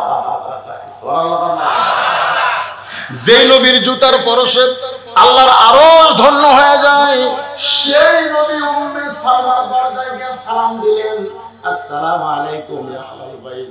উম্মে সালমা দরজার ওপার থেকে বলতেছে, আপনার কি শরম নাই? আমি ঘটককে পাঠাই দিলাম, ফিরাই দিলাম, এরপরও আপনি নবী কেন আমার দরজায়? নবী বললেন, আমি তোমাকে বিবাহ করতে চাই। উম্মে সালমা বললেন, আপনি যদি আমাকে বিবাহ করেন তাহলে আমার 3টা শর্ত পুরা করে বিয়ে করা লাগবে। আপনি কি পারবেন আমার 3টা শর্ত পুরা করতে? আল্লাহ রাসূল বললেন, দরকার হলে তোমার 3টা শর্ত পুরা করে হলেও আমি নবী তোমাকে বিবাহ করব ইনশাআল্লাহ। উম্মে সালমার মধ্যে এমন কি গুণ ছিল, যে গুণ থাকার কারণে আল্লাহ নবী শর্ত পূরণ করে বিয়ে করবে। এইটা মা বোনদের জন্য ওয়াজ। আমার মা বোনদের জন্য কিয়ামতের সবচাইতে বড় আলামত হলো মেয়েদের জন্য আল্লাহ ঘোষণা করেছেন, অকরনা ফি বুয়ুতিকুন্না ওয়ালা তাবাররাজনা তাবাররুজাল জাহিলিয়াতিল উলা। আল্লাহু আকবার, জোরে গো। কি বলা হয়েছে আয়াতে? মেয়েরা ঘরের মধ্যে থাকো, মেয়েরা ঘরের বাহির হয় না। কোন প্রয়োজনে যদি ঘরের বাহির হও তাহলে হেজাব নিয়ে, পর্দা নিয়ে বের হওয়া লাগবে। ওই জাহিরি যুগের মেয়েদের মতো সাজুগুজু করে বের হওয়া যাবে না। মাত্র 9 বছরের ফাতেমা নবী ঘরের মধ্যে ঢুকলেন, দেখে হাতের মধ্যে 2টা ছুরি দিয়া মুচকি মুচকি হাসতেছে। নবী আমার ঘর থেকে বাইরে আসলেন। আমাদের 9 বছরের মেয়েরা হাতে চুরি দিয়ে যদি মুচকি মুচকি হাসে, বাবা গিয়ে বলবে, দেখি তোমার কেমন লাগতেছে। ঠিক ছিল না? কিন্তু নবী ঘর থেকে বাইরে আসলেন, ফাতেমা চমকে গেল। যেই বাবা ঘরে ঢুকে আমাকে মা বলে আদর করে, সেই বাবা কেন ঘর থেকে বাইরে যায়? বারান্দায় গিয়ে দেখে নবীর চোখ দিয়ে দরদর করে পানি পড়তেছে। ফাতেমা বলে, বাবা কি জন্য আপনার চোখের মধ্যে পানি? আপনি ঘরের মধ্যে কেন ঢুকলেন না? রাসূল বললেন, ফাতেমা, যে দুনিয়াতে সাজবে মা, আল্লাহ তার আখিরাতের সাজ কমায়া দিবে। সঙ্গে সঙ্গে ফাতেমা হাতের 2টা চুড়ি খুলে মাটি খাইয়া দিলেন। যে মাত্র ফাইলা দিছে নবী দৌড়ে গিয়া চুরি দুইটা কুড়ে এনে জামার পকেটের মধ্যে ঢুকাইলেন। ফাতেমা বললেন, বাবা, যে চুরি হাতে দেওয়ার কারণে আপনি ঘরের মধ্যে ঢুকলেন না, বারান্দায় কান্না করতেছিলেন, আর সেই চুরি ফাইলা দিলাম, আপনি কেন পকেটের মধ্যে ঢুকাইলেন? আল্লাহ রাসূল বলল, ফাতেমা, তুই একটু আমার কাছে আয় মা, এত দূরে থাকিস না। যে ফাতেমার কাছে আইছে, নবী ডান হাত কানে ধরে ফাতেমার হাতে একটা চুমু খায়, ফাতেমার কপালে একটা চুমু খায়। আপনার মেয়ের 1 থেকে 5 বছর পর্যন্ত আপনি মুখে চুমু দিতে পারবেন, কিন্তু 6 বছর থেকে যখন শুরু হয়ে গেল, তখন আপনি বাবা হইয়া নিজের মেয়ের মুখে আর চুমু দিবার পারবেন না। আপনি হাতে দিবার পারবেন, আপনি কপালে দিবার পারবেন, আপনি থুতুনিতে দিতে পারবেন, কিন্তু মুখে দিতে পারবেন না। কারণ নিজের বাবার জন্য মেয়েকে অনেক সময় দূরে থাকার কথা বলা হয়েছে। জোরে কোন ঠিক কিনা? নবী কপালে চুমু দিলেন, হাতে চুমু দিয়ে বললেন, মা, এই দুইটা চুরি আমি যত্ন করে রাইখা দিব মা। শুধু চুরি যত্ন করব না, একদিন তোর নাকে ফুল পরাই দিব, একদিন তোর কানে ফুল পরাই দিব, একদিন তোমার গলায় মালা পরাই দিব। ফাতেমা বলে, কবে কবে কবে? আল্লাহর নবী বললেন, যেদিন তোমার বিবাহ হবে। ও ফাতেমা, মেয়েরা কেবলমাত্র এক ব্যক্তির জন্য সাজতে পারবে মা, সেই ব্যক্তি হলো তার স্বামী। স্বামী ছাড়া অন্য কোনো পুরুষের জন্য মেয়েদের সাজা জায়েজ না। ফাতেমা বললেন, বাবা, তাহলে আজ থেকে, এই মুহূর্ত থেকে আমি পর্দার মধ্যে ঢুকে গেলাম। সুবহানাল্লাহ। মেয়েদের আমল কিন্তু বেশি না, মাত্র 4টে। মাত্র কয়টা? আল্লাহ রাসূল বলেছেন, ঈমান গ্রহণ করার পরে 1 নম্বর আমল হলো, মেয়েরা নামাজ পড়ো, তোমরা রোজা রাখো, তোমরা সতীত্বের হেফাজত পর্দা করো, তোমরা স্বামীর কথা মতো চলো। এই 4টা আমল যদি মেয়েরা করতে পারে, 8টা জান্নাতের দরজা আল্লাহ খুলে দিবে। যে কোনো দরজা দিয়ে জান্নাতে যাবে। কি হয়েছে বল? হ্যাঁ, ওটা পরে আসতেছি। ওটা কালাম, ওটাও কি? আলামত। 6 লক্ষ হাদিসের হাফেজা, নাম কিন্তু ফাতেমা। নাম কি? এই 6 লক্ষ হাদিসের হাফেজা, তার নাম কি? আয়েশা। জোরে নাম কি? নাম হচ্ছে উম্মাহাতুল মুমিনিন আয়েশা রাদিয়াল্লাহু তাআলা আনহা।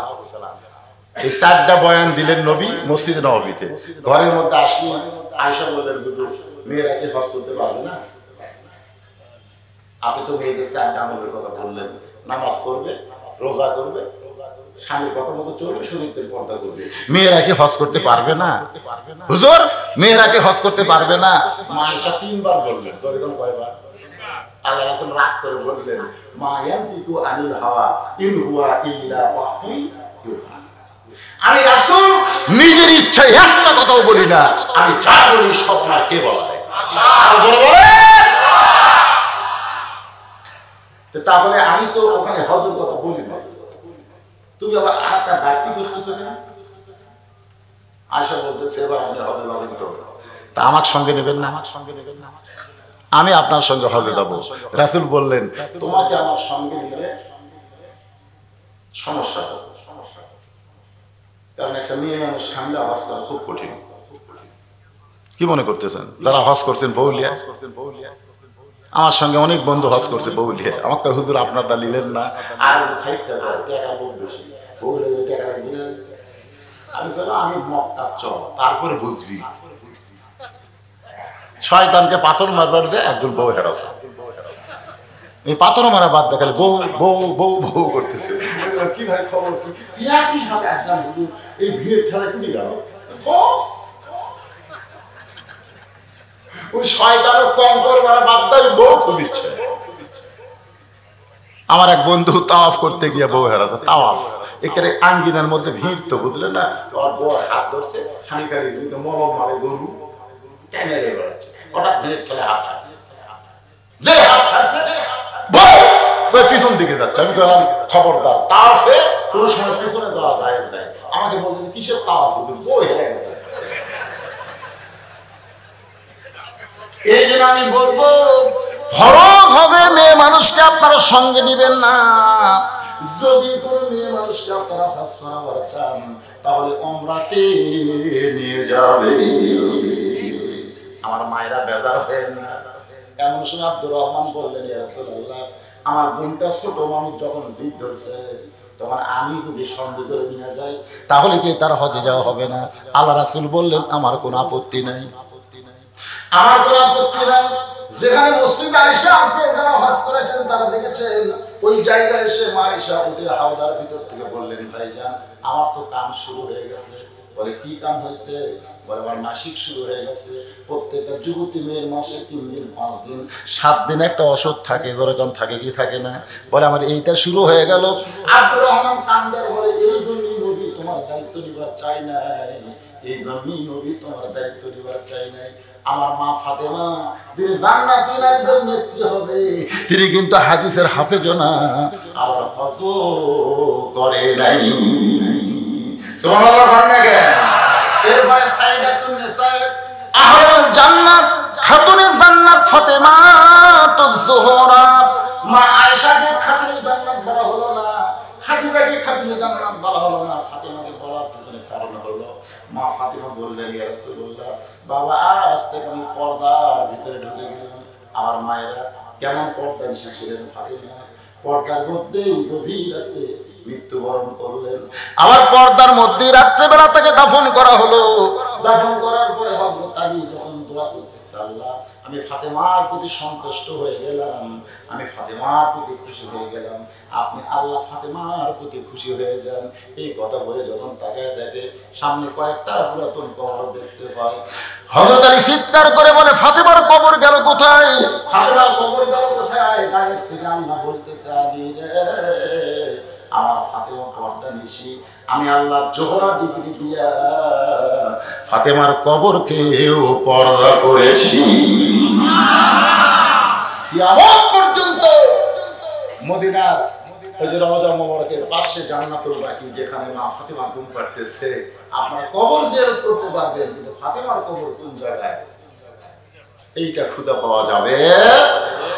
আমার মায়েরা সময় হলে আপনাদের আলোচনায় আবার আসতেছি, একটু মনোযোগ দেন। ইন্নামাল মুমিনুনা আল্লাযীনা ইযা যুকিরাল্লাহু ওয়াজিলাত কুলুবুহুম ওয়া ইযা তুলিয়াত আলাইহিম আয়াতুহু যাদাতুহুম ঈমানান ওয়া আলা রাব্বিহিম ইয়াতাওয়াক্কালুন।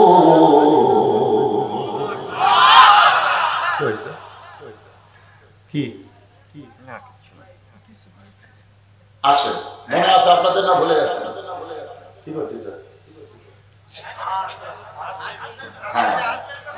মনে মনে রাখা লাগবে। এখন যে বসে আছে সুন্দর হয়ে, এর দায়িত্ব কি? যে আমি শুধু নিজেই সুন্দর হয়ে জান্নাতে যাব, না আমার আশেপাশে গুলো সুন্দর করা লাগবে? আপনাদের কি মনে হয়? আপনাদের কি মনে হয় যে আমি নিজে আমল করে জান্নাতে যাব? এত সহজ নয়। এই একদম মুসলমান নিজে আমল করবে, গোটা বাংলাদেশের মানুষকে আমল করার জন্য আল্লাহর দল করে, তাদেরকে নানা রকম নির্যাতন জুলুম করা হয়, এরপরও তারা আল্লাহর দল ছাড়ে না। কারণ একলা জান্নাতে যাওয়া যাবে না, যাইতে গেলে গোটা দেশকে নিয়ে যাওয়া লাগবে।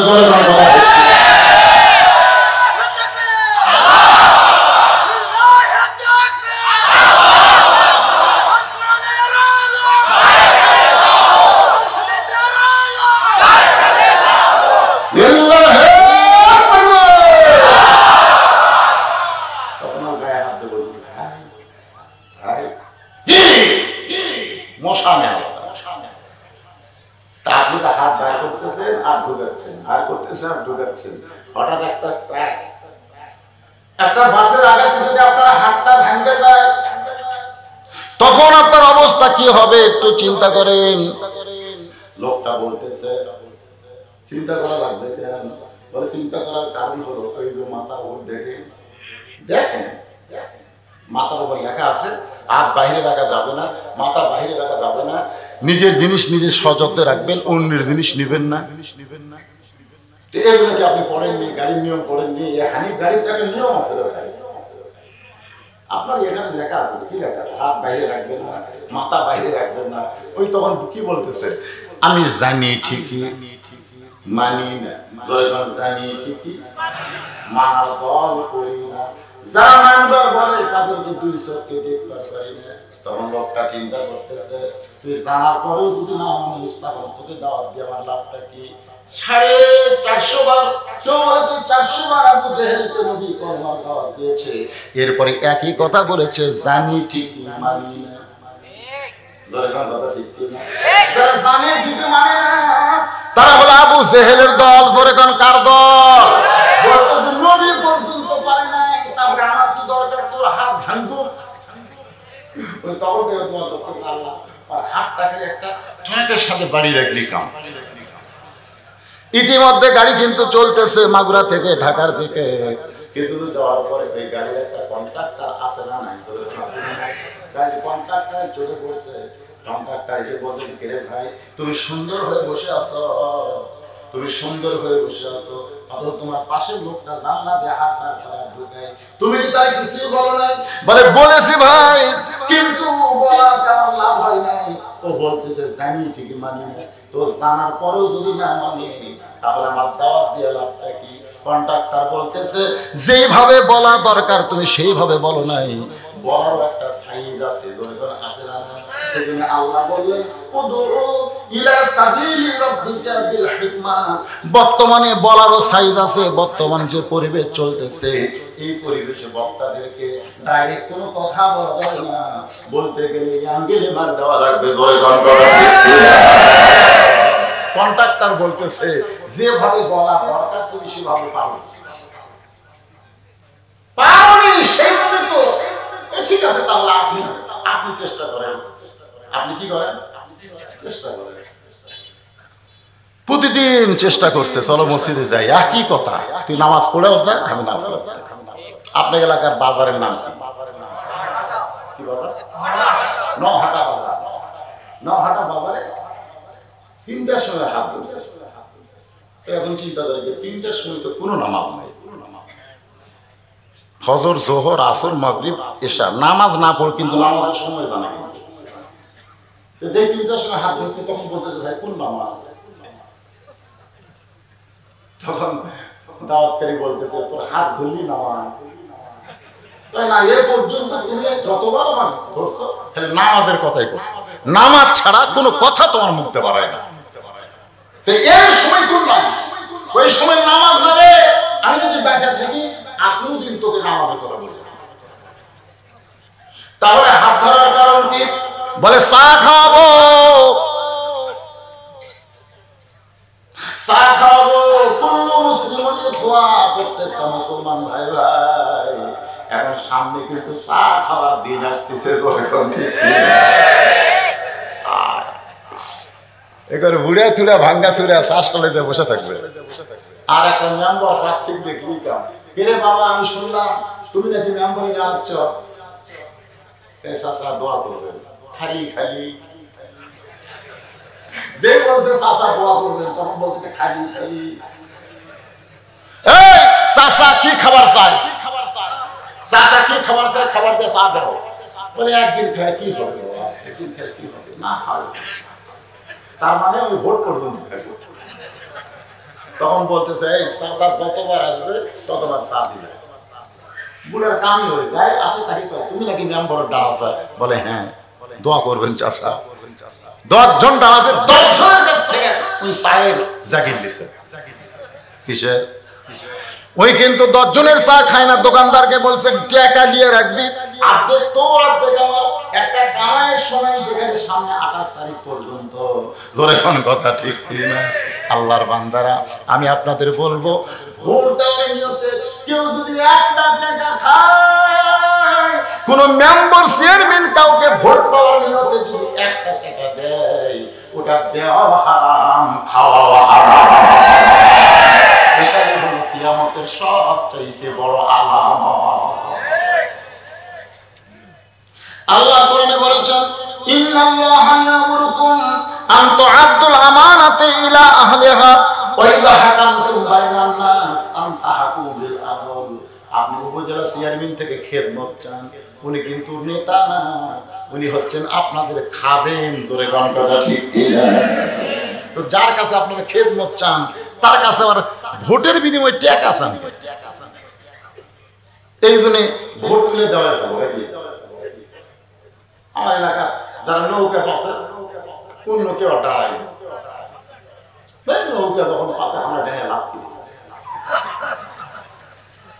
তো বিনা কন্ডিশনে বিনা প্রতিযোগিতায় আমার এলাকার সবচেয়ে একটাও দাঁড়ায় নেই, না দাঁড়া লাভ নেই, তুই দাঁড়িয়ে করবো কি, তোর টেকা যাবি কিন্তু শেয়ার করবো না। সব কি বুঝছো মেম্বারের মধ্যে একটু পিটাপিটি হচ্ছে, এক মেম্বার আর এক মেম্বারের গ্রুপ মারতেছে, কয়েকদিন ফেললো কি দেখলেন না?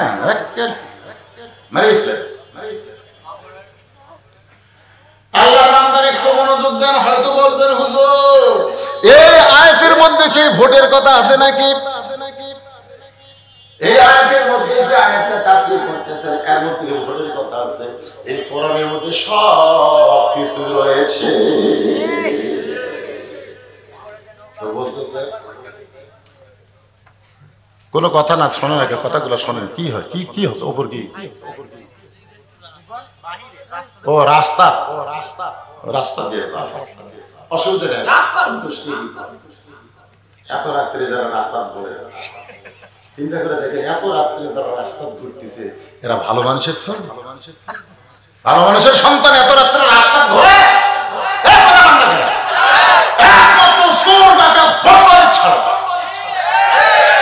ঘড়িতে কয়টা বাজে দেখেন তো, কয়টা বাজে?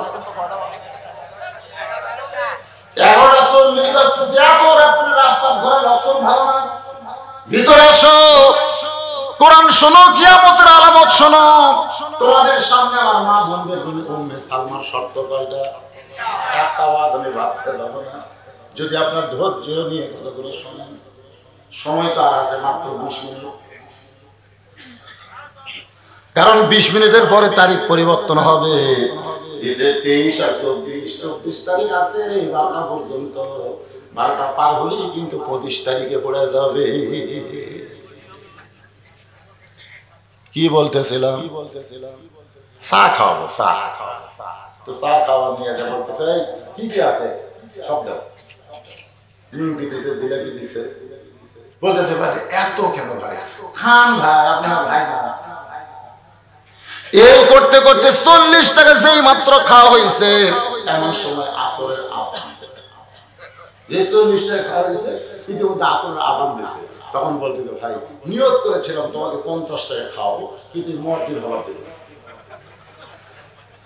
নিয়ত করেছিলাম আজকে তোমাকে 50 টাকা খাওয়াবো, কিন্তু এই মুয়াজ্জিন হওয়ার দিল না, আজান দিল। এখন আজান দেওয়ার পরে একজন মুসলমানের কোনো কাম নাই নামাজ ছাড়া। ধরে কাম কথা ঠিক ভাই, আমি নিয়ত যেটা করছি পূরণ করবো, তুমি এখানে চেয়ার নিয়ে বসে থাকো, আমি এখানে নামাজ 4 রাকাত বেশি নামাজ 4 রাকাত আসর নামাজ পড়ে আবার আসতেছি 50 পূরণ করার জন্য। 40 তো খাসি আর 10 তুমি যা চেয়ার ছাড়ো না, আমি কিন্তু আসতেছি। এই বলে নামাজে যে যাবার চাই বেনামাজি খপ করে হাত ধরছে, হাত ধরে বল এর আগে বহুদিন বলছি, আরে মেয়ের আগে খালি খালি কইছো, খালি খালি কইছো, আমার মেজাজ গরম। আজকে 40 টাকা খরচ করছে আমার পিছনে, যে 40 টাকা আমাকে খাওয়াতে পারে, তার জন্য আমি এক ওয়াক্ত নামাজ পড়তে পারি না। তুমি কি মনে করো আমার বিবেক নাই? আল্লাহর জন্য না হোক, তোমার জন্য আমি আজকে নামাজ পড়বই। অথচ আল্লাহ বলেছেন ইন্না সলাতি ওয়া নুসুকি ওয়া মাহইয়ায়া ওয়া মামাতি লিল্লাহি রাব্বিল আলামিন। নামাজ কার জন্য? নামাজ কার জন্য? তখন বলতেছে আল্লাহ খালি খালি হয় না, আজকে 40 টাকা খরচ করছি, আজ মনে হয় কাম হবে। হাত ধরে নিয়ে যাচ্ছে আর বলতেছে ভাই এতদিন খালি নামাজের কথা বলতি, তুমি যে বড় তো বলতেছে আজ দেবে কি করবা? নামাজ ছাড়া, নামাজ ছাড়া একটা কাম হলো উযু করা লাগবে ভাই। এতদিন নামাজের কথা বলতি, তুমি গরম হইছো, আজকে যে এখন উযু করা লাগবে, উযু ছাড়া তো নামাজ হবে না। বলতে যে তুমি আজকে যা বলবে আমি তাই শুনবো। তার মানে বোঝা গেল কাউকে যদি দুর্বল করতে চাও তার কিছু টাকা দাও, তার কিছু খাওয়াও। আজকে যদি কোনো পুলিশ টাকা খায়, কোন নেতা টাকা খায়, তাহলে বুঝবেন সেই নেতা সেই পুলিশ দুর্বল হয়ে গেছে। ঠিক কিনা? আপনি যত বড়ই মাস্তান হোক, যত বড়ই মাস্তান হোক, কিছু আপনার চান্স যাবে না। কি কারণ হবে কি হবে না? আজকের দিন তুমি যা করবে। ওযু করার পরে বলতে যে ভাইজান আল্লাহর ঘরের মধ্যে ঢুকতে কিন্তু নিয়ম আছে। নিজের ইচ্ছা মতো ঢোকা চলবে না, ডান পায়ে ঢুকতে হবে। আর জবান করে একটা দোয়া পড়া লাগবে। আপনারা যখন মসজিদে যান তখন কোন পায়ে ঢোকেন? জোরে কোন? আওয়ামী লীগ যারা করে তারা কোন পায়ে? বিএনপি যারা করে তারা কোন পায়ে? জামাত ইসলাম, তাবলীগ, তিরমিজি, তুমি যে দল করো না কেন বাহিরে, ভিতরে ঢোকার সময় কোনো দল চলবে না। কারণ সব মুসলমানকে এক নিয়ম মানতে হবে। ধরে কারণ ঠিক কি না? মসজিদের ভিতরে গিয়া যদি কোনো আওয়ামী লীগ বলে যে আমরা ক্ষমতায় আছি, আমরা সামনে কাতারে দাঁড়াবো। কথা যদি কোনো আওয়ামী লীগের নেতা বলে যে আমরা ক্ষমতায় আছি, আমরা সামনে কাতারে দাঁড়াবো।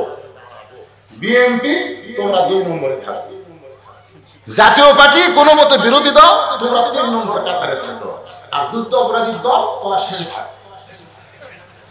এই কথা কোন মসজিদে যদি কেউ মানুষ বলে, সমস্ত মানুষ কি করবে? একই কথা বলবে। দলাদলি চলবে বাহিরে, ভিতরে কোন দলাদলি চলবে না। আমি নিজের চোখে দেখছি, ডান পাশে আওয়ামী লীগ, বাম পাশে বিএনপি, মাঝখানে জামাত। নিজের চোখে দেখা কথা। 3 জন মিলে কাতার সোজা করতেছে। জামাত ইসলাম 4 আঙ্গুল পিছনে আছে, আওয়ামী লীগ পিছনে হাত দিয়ে বলতেছে কাতার চিনিস না, কাতার ঘুরিস না, সামনে আয়। বলতে হবে জামাত করবে। কিসের জামাত, কিসের আওয়ামী লীগ, কিসের বিএনপি রে?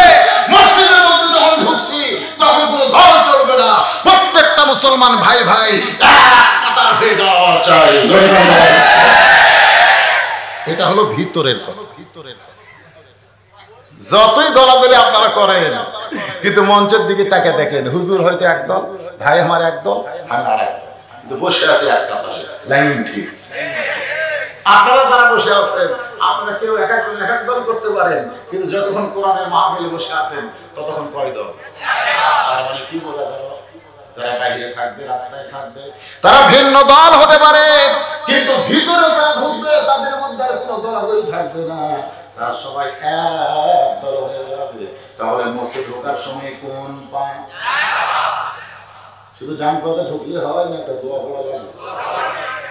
আচ্ছা, আপনারা যে দোয়া পড়েন, এই দোয়ার কি বাংলা অর্থ জানেন? একজন কথা ইনশাআল্লাহ।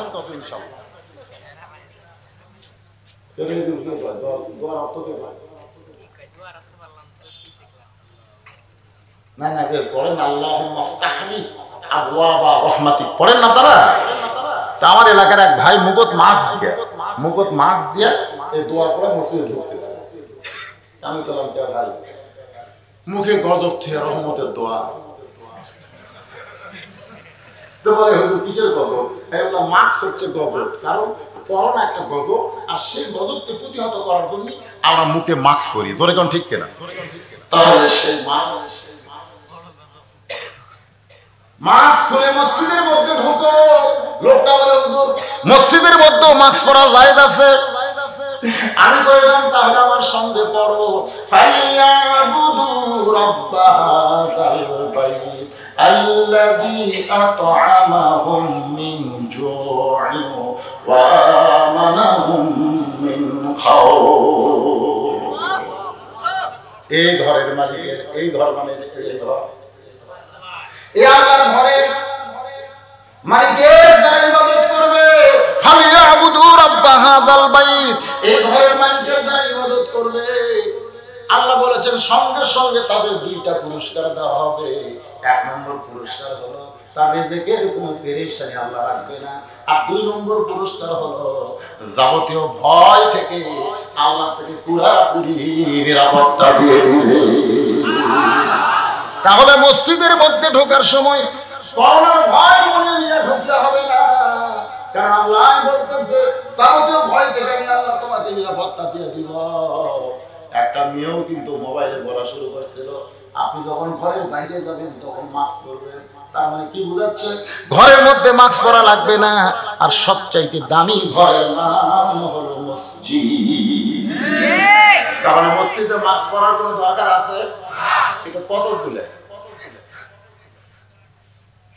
মেয়ে মানুষও মুখ ঢেকে নামাজ পড়া যায় না, মেয়েরাও কিন্তু মুখ ঢেকে নামাজ পড়া যাবে না, মুখমণ্ডল খুলে নামাজ পড়তে হবে। তো যাক, এখন করোনা নাই, মাস্ক পরবেন, রাস্তায় সবসময় পরবেন। মাস্ক কিন্তু করোনার জন্য না, রাস্তার ধুলাবালি আপনার নাকে মুখে যেন না ঢোকে, এজন্য সব সময় মাস্ক পরার দরকার আছে না নাই? আল্লাহর বান্দারা, যেটা বলতেছি একটু মনোযোগ দিয়ে শোনেন। লোকটা বলতে তো ভাইজান দোয়া পড়েন। কি দোয়া? ঢোকে আল্লাহুম্মা আফতাহলি আবওয়াব রাহমাতিক। ডান পায়ে দোয়াটা পড়ে বেনামাজিকে মসজিদের বারান্দায় ঢুকিয়ে দিয়ে ওই এক দৌড়ে সামনে গেছে। এক দৌড়ে কে গেছে? নামাজি, দাওয়াত কে নামাজ। এক দৌড়ে সামনে গিয়ে বলতেছে, আল্লাহ আমার দায়িত্ব হলো দাওয়াত দেওয়া। আমি সেইভাবে হোক দাওয়াত দিয়া তোমার বেনামাজি বান্দাকে তোমার ঘরের মধ্যে ঢুকাইছি। এখন তোমার দায়িত্ব হলো হেদায়েত দেওয়া। আপনারা বলেন তো হেদায়েতের মালিক কে? আমাদের দায়িত্ব কি? দাওয়াত দেওয়া। জোরে বলেন। এখন যেভাবেই হোক মসজিদের মধ্যে ঢুকানো হলো আমাদের দায়িত্ব। আর আল্লাহর দায়িত্ব হলো তাকে নামাজ হিসেবে কবুল করা। ওর সামনে কাতারে বলতেছে, আল্লাহ আমার দায়িত্ব শেষ, আমার দায়িত্ব কিন্তু শেষ, এখন আপনার দায়িত্ব শুরু। আপনি কি করবেন সেটা আপনি বোঝেন। এই বলে আল্লাহর কাছে 2 ফোঁটা চোখের পানি ছাইড়া দিয়ে কান্দে। আসরের নামাজ শেষ হয়ে গেল, সমস্ত মুসল্লি মসজিদ থেকে বের হয়, কিন্তু এই বেনামাজি আজকে আসরের নামাজ আদায় করলো, ও আর মসজিদ থেকে বের হয় না। বলে ভাই 40 টাকা কিন্তু খাইছি, আরো 10 টাকা বাকি আছে, চলো যাই। নামাজ হয়ে গেছে, আর মসজিদে থাকার কি দরকার ভাই? লোকটা ভাই কান্দে ছোট বাচ্চার মতো। বলে কান্দো কেন, কি হয়েছে তোমার?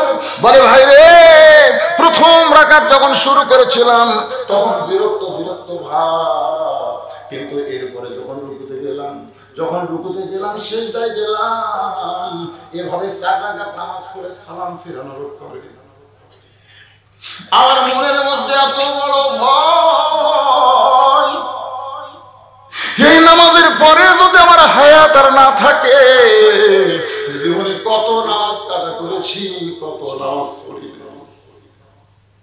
না। যে বলে ভাই রে, যতদিন বাইরে থাকবি ততদিন শয়তান তোকে ওয়াসওয়াসা দেবে, ধোঁকা দেবে, কিন্তু আল্লাহর ঘরে ঢুকে যে নামাজের মধ্যে ঢুকতে পারলি, তোর মনে এত বড় ভয়। লোকটা বলতে জীবন যাবে আর কোনদিন নামাজ যাবে না। যেভাবে দাওয়াত দেওয়া দরকার তুমি সেইভাবে দিবার পারো নাই। কন্ট্রাক্টর বলতেছে আমি একটু সুন্দর করে দাওয়াত দেই, দেখেন তার ফেসটা কি। এবার কন্ট্রাক্টর বলতে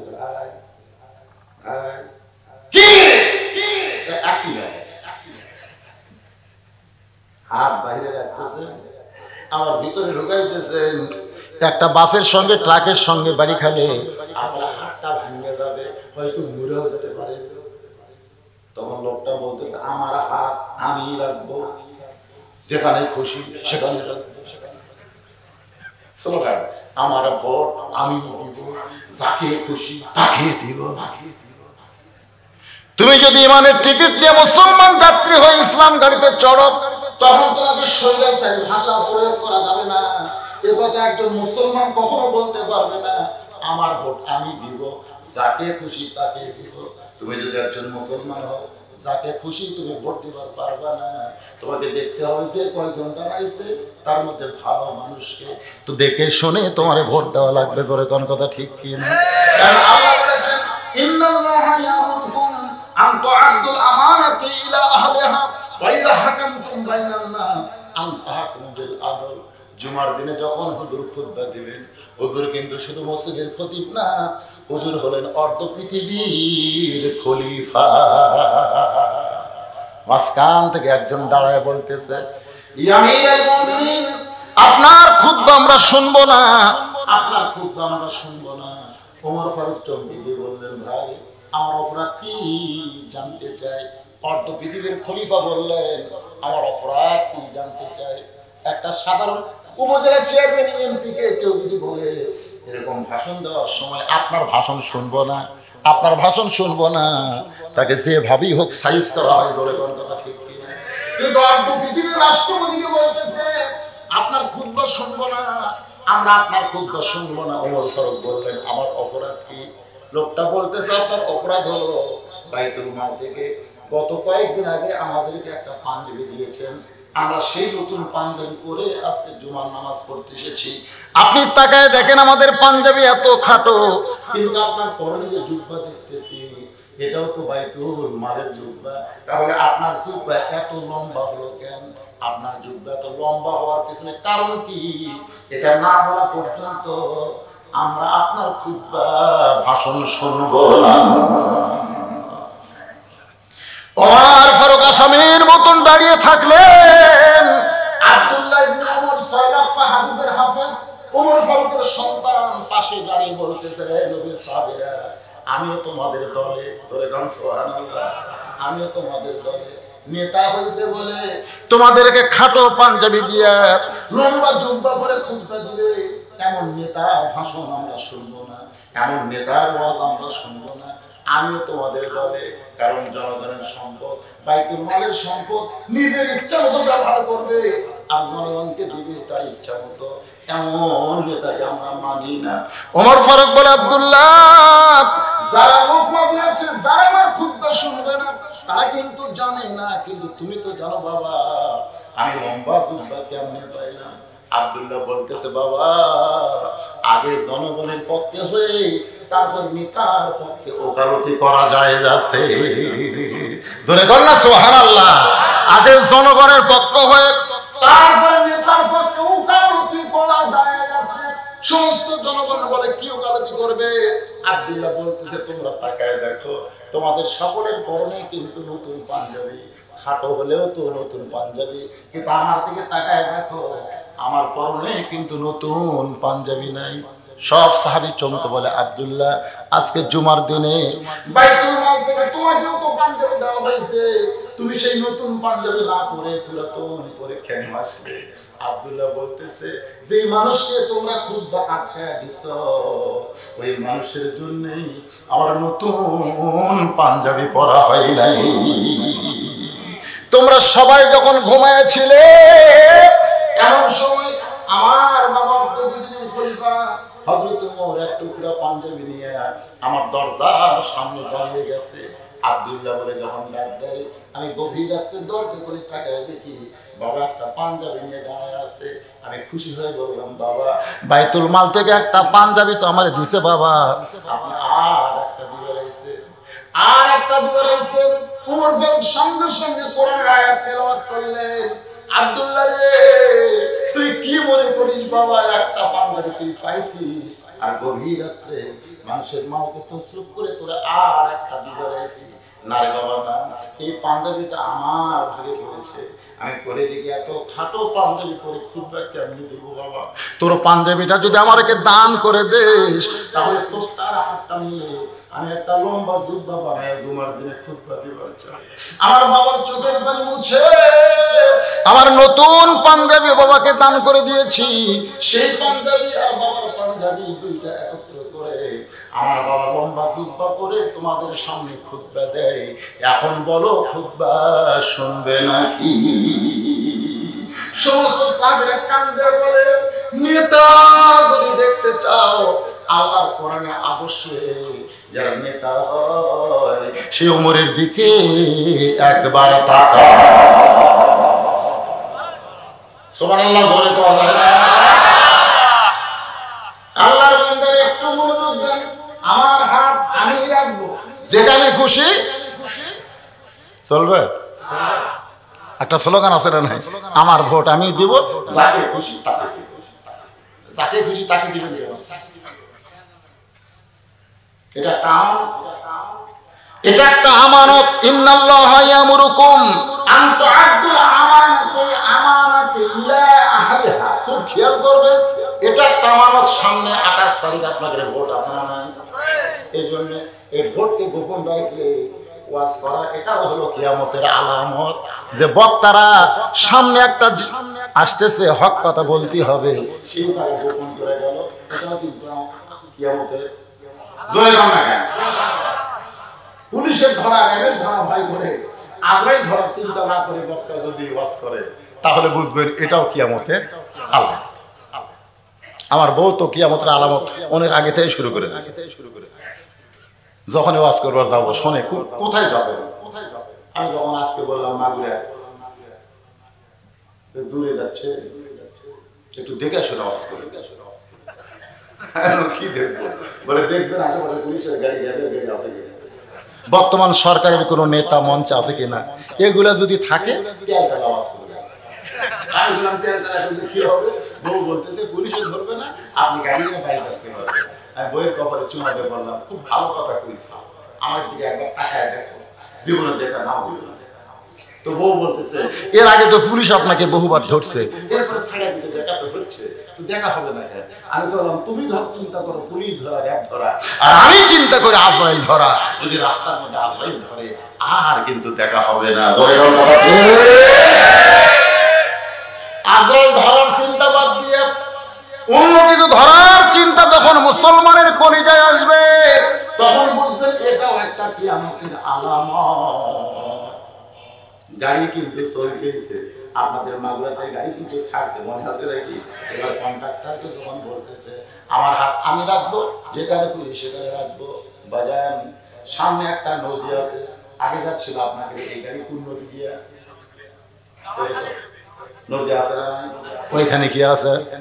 ফেরি আছে। জোরেখন কি আছে? ফেরির কাছে গিয়ে কিন্তু গাড়ি ব্রেক করবে। জোরেখন গাড়ি কি করবে? ব্রেক করবে। ওস্তাদ পিছন দিকে তাকায় দেখে একজন যাত্রী এখানে হাত বার করতেছে, আর ঢুকাই দিয়েছে। কিছুক্ষণ পরে হাত বার করে ঢুকাই দেয়। ওস্তাদ বলতেছে, রে সহযাত্রী, তুমি সুন্দর হয়ে বসে আছো, অথচ তোমার পাশেরটা হাত বার করে ঢুকাই দেওয়ার কি? বলে, আমি সুন্দর করে দাওয়াত দিয়েছি, কিন্তু আমার দাওয়াত শোনে না, মানে না। জানি ঠিক, আমি মানি না। এবার ওস্তাদ বলতেছে, ও কন্ট্রাক্টর, গোটা গাড়ি তুমি কন্ট্রাক্ট নিয়েছো, মাগুরা থেকে গাড়ি ঢাকায় যাবে, কিন্তু গাড়ির যাত্রী হাত বার করে ঢুকাই, তুমি কি কিছুই বলো নাই? তেলাওয়াতের কারণে আল্লাহ তার ঈমানের জজবা বাড়ায় দিবে। সুবহানাল্লাহ। এই তেলাওয়াত মানে কি? এইটার উপরে সামান্য কিছু কথা বলে উম্মে সালমার দিকে আমি যাব, কারণ আমার মায়েরা বসে আছে। কি তিনটা শর্ত? কি কোন মায়েদের শোনা লাগবে না? কারণ মা গুলো যদি ভালো হয়ে যায়, এমনি ভালো। আপনারা বলেন তো, যে একটা যুবতী নিয়ে প্রতি মাসে 3 দিন, 5 দিন, 7 দিন অসুখ হয়, হয় কি হয় না?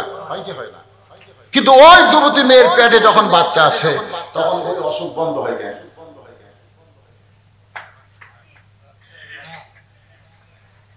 একজন মুরব্বী তো আমার দিকে না টাকা নিচের দিক দেয়, বাচ্চার খাদ্য।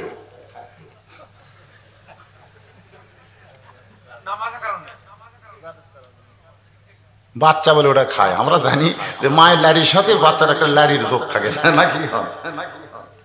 হ্যাঁ, এটা ইমাম গাজ্জালী রাহমাতুল্লাহ আলাইহি বলেছেন, যে বাচ্চা পেটে আসার পরে মার ইবাদতের যেন কোনো কমতি না হয়। কারণ মাসিক হলে নামাজ পড়া যাবে না। যাবে? মাসিক যখন হয় নামাজ পড়া যাবে না, ওই নামাজের পরে পড়া লাগবে। কিন্তু মাসিক শুরু হলে রোজা রাখা যাবে না, কিন্তু ওই রোজা আবার পরে রাখতে হবে। আপনারা বলেন তো কারণ কি? নামাজের দাম বেশি না রোজার দাম বেশি? আল্লাহ রাসূল বলেছেন, কোন ব্যক্তি যদি জীবনে একটা রোজা না রাখে, জীবনে একটা টাকাও যাকাত না দেয়, জীবনে যদি হজ না করে, তাকে তোমরা কাফের বলতে পারবে না। তাকে কি বলতে? যাকাত না দিলে কাফের বলা যাবে না, রোজা না রাখলে কাফের বলা যাবে না, হজ না করলে তাকে কাফের বলা যাবে না। কিন্তু কোন ব্যক্তি যদি নামাজ না পড়ে, লা সালাতা লা ঈমানা, নামাজ না পড়লে তার ঈমানই থাকবে না। তাহলে মাসিক হলে সেই নামাজ মেয়েদেরকে পরে কাজা আদায় করা লাগে না, কিন্তু রোজা কেন আবার আদায় করতে হয়? আপনারা জানেন? কথা কয় না, না জানলে কবেন জানি না, জানি না বললে জানতে পারবেন। আমার মায়েরা শোনেন, উম্মে সালমা বললেন, ইয়া রাসূলুল্লাহ, আমার 3টা শর্ত, তার মধ্যে 1 নম্বর শর্ত হলো আপনার সঙ্গে বিয়ে বসার আগে আমার আর একটা বিয়ে হয়েছিল, আর একটা বিয়ে হয়েছে। উম্মে সালমা কেন বলা হয়? সালমার মাও বলে উম্মে সালমা, উম্মে সালমা এই জন্যই বলা হয়, তার একটা মেয়ে ছিল, নাম হলো সালমা। আল্লাহর বান্দারা, উম্মে সালমা বলতেছে যে আমার মাঝে মধ্যে সেই স্বামীর কথা যদি আপনার সঙ্গে বিয়ে হওয়ার পরে মনে হয়, কারণ বিয়ের স্বামী, আমাদের বাংলাদেশে একটা কথা আছে, বিয়ের স্বামী আর পরের স্বামী কি বলা হয়? বিয়ের স্বামী আর কি স্বামী? আমাদের বগুড়াতে কয় লিকের স্বামী, আপনারা কি কন? একই না? তো উম্মে সালমা বলতেছে ওই বিবাহের স্বামীর কথা মাঝে মধ্যে যদি আপনার ঘরে গিয়া আমার মনে হয়, আপনার সংসার করতে গিয়া ওই আগের স্বামীর কথা যদি মনে হয়, তাহলে কিন্তু আপনার মনে কষ্ট নেওয়া হবে না। আল্লাহ রাসূল বলেন, উম্মে সালমা, আমার সঙ্গে যখন তোমার বিয়ে হবে, তখন তোমার যে আগে বিয়ে হয়েছিল এ কথা তোমার মনে থাকবে না। সুবহানাল্লাহ বল না, কেন থাকবে না? কেন মনে থাকবে না? কারণ নবীর 9টা বউ একসঙ্গে নবীকে ধরে বলতেছে, রাসূলুল্লাহ, এই 9 জন বউ আমরা আপনার আছি, এই 9 জনের মধ্যে সবচেয়ে বেশি ভালোবাসেন কাকে? আজকে কিন্তু আমাদের বলতে হবে। নবী চিন্তায় পড়ে গেলেন, এই 9 জনের সামনে যদি বলি এদের আমি সবচেয়ে বেশি ভালোবাসি, তাহলে বাকি 8টার মন খারাপ হবে, ধরে কোন ঠিক কিনা? নবী বললেন, ঠিক আছে, এই কঠিন প্রশ্ন যখন আমার কাছ থেকে উত্তর জানতে চাও, আগামীকাল সকাল 10টায় তোমাদেরকে জানানো হবে। মনে করেন 10টা একটা সময় বান্ধা দিল, বউগুলো সব চলে গেল গভীর রাত্রে, সব বউয়ের ঘরে একে একে নবী ঢুকতেছে। প্রথম আয়েশার ঘরে। আয়েশা বলে, রাসূলুল্লাহ, আমি জানি আপনি আমাকেই বেশি ভালোবাসেন, এজন্য দিনের বেলা বলতে পারেন নাই বলে রাতে বলতে আইছেন।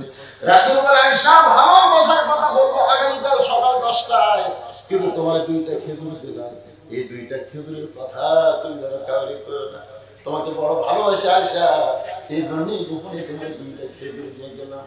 আয়েশারে খেজুর দেওয়ার পরে সাউদার ঘরে, সাউদার হাতে 2টা খেজুর দিয়ে বলতেছে, তুমি যেন খেজুরের কথা কাউরে বলো না। সালমার ঘরে গিয়া 2টা খেজুর দিয়া, তুমি যেন খেজুরের কথা কাউরে বলো না। হাফসার ঘরে গিয়া 2টা খেজুর দিয়ে বলে, কাউরে যেন কইও না। এমন করে 9টা বিবির ঘরে গেলেন নবী, 2টা করে খেজুর দিয়ে শর্ত দিলেন, খবরদার কাউরে যেন কইও না। পরদিন 9 জন বিবি ঘিরে ধরে বলতে, হুজুর, আজকে বলতে হবে আমাদের 9 জনের মধ্যে কাকে বেশি ভালোবাসেন। রাসূল আসমানের দিকে তাকায় বললেন, গত রাত্রে আমি গোপনে তাকে 2টা খেজুর দিছি, তাকে সবচাইতে বেশি ভালোবাসি। প্রত্যেক বিবি খালি মুস্কি মুস্কি হাসে, আমাকে তাহলে বেশি ভালোবাসে।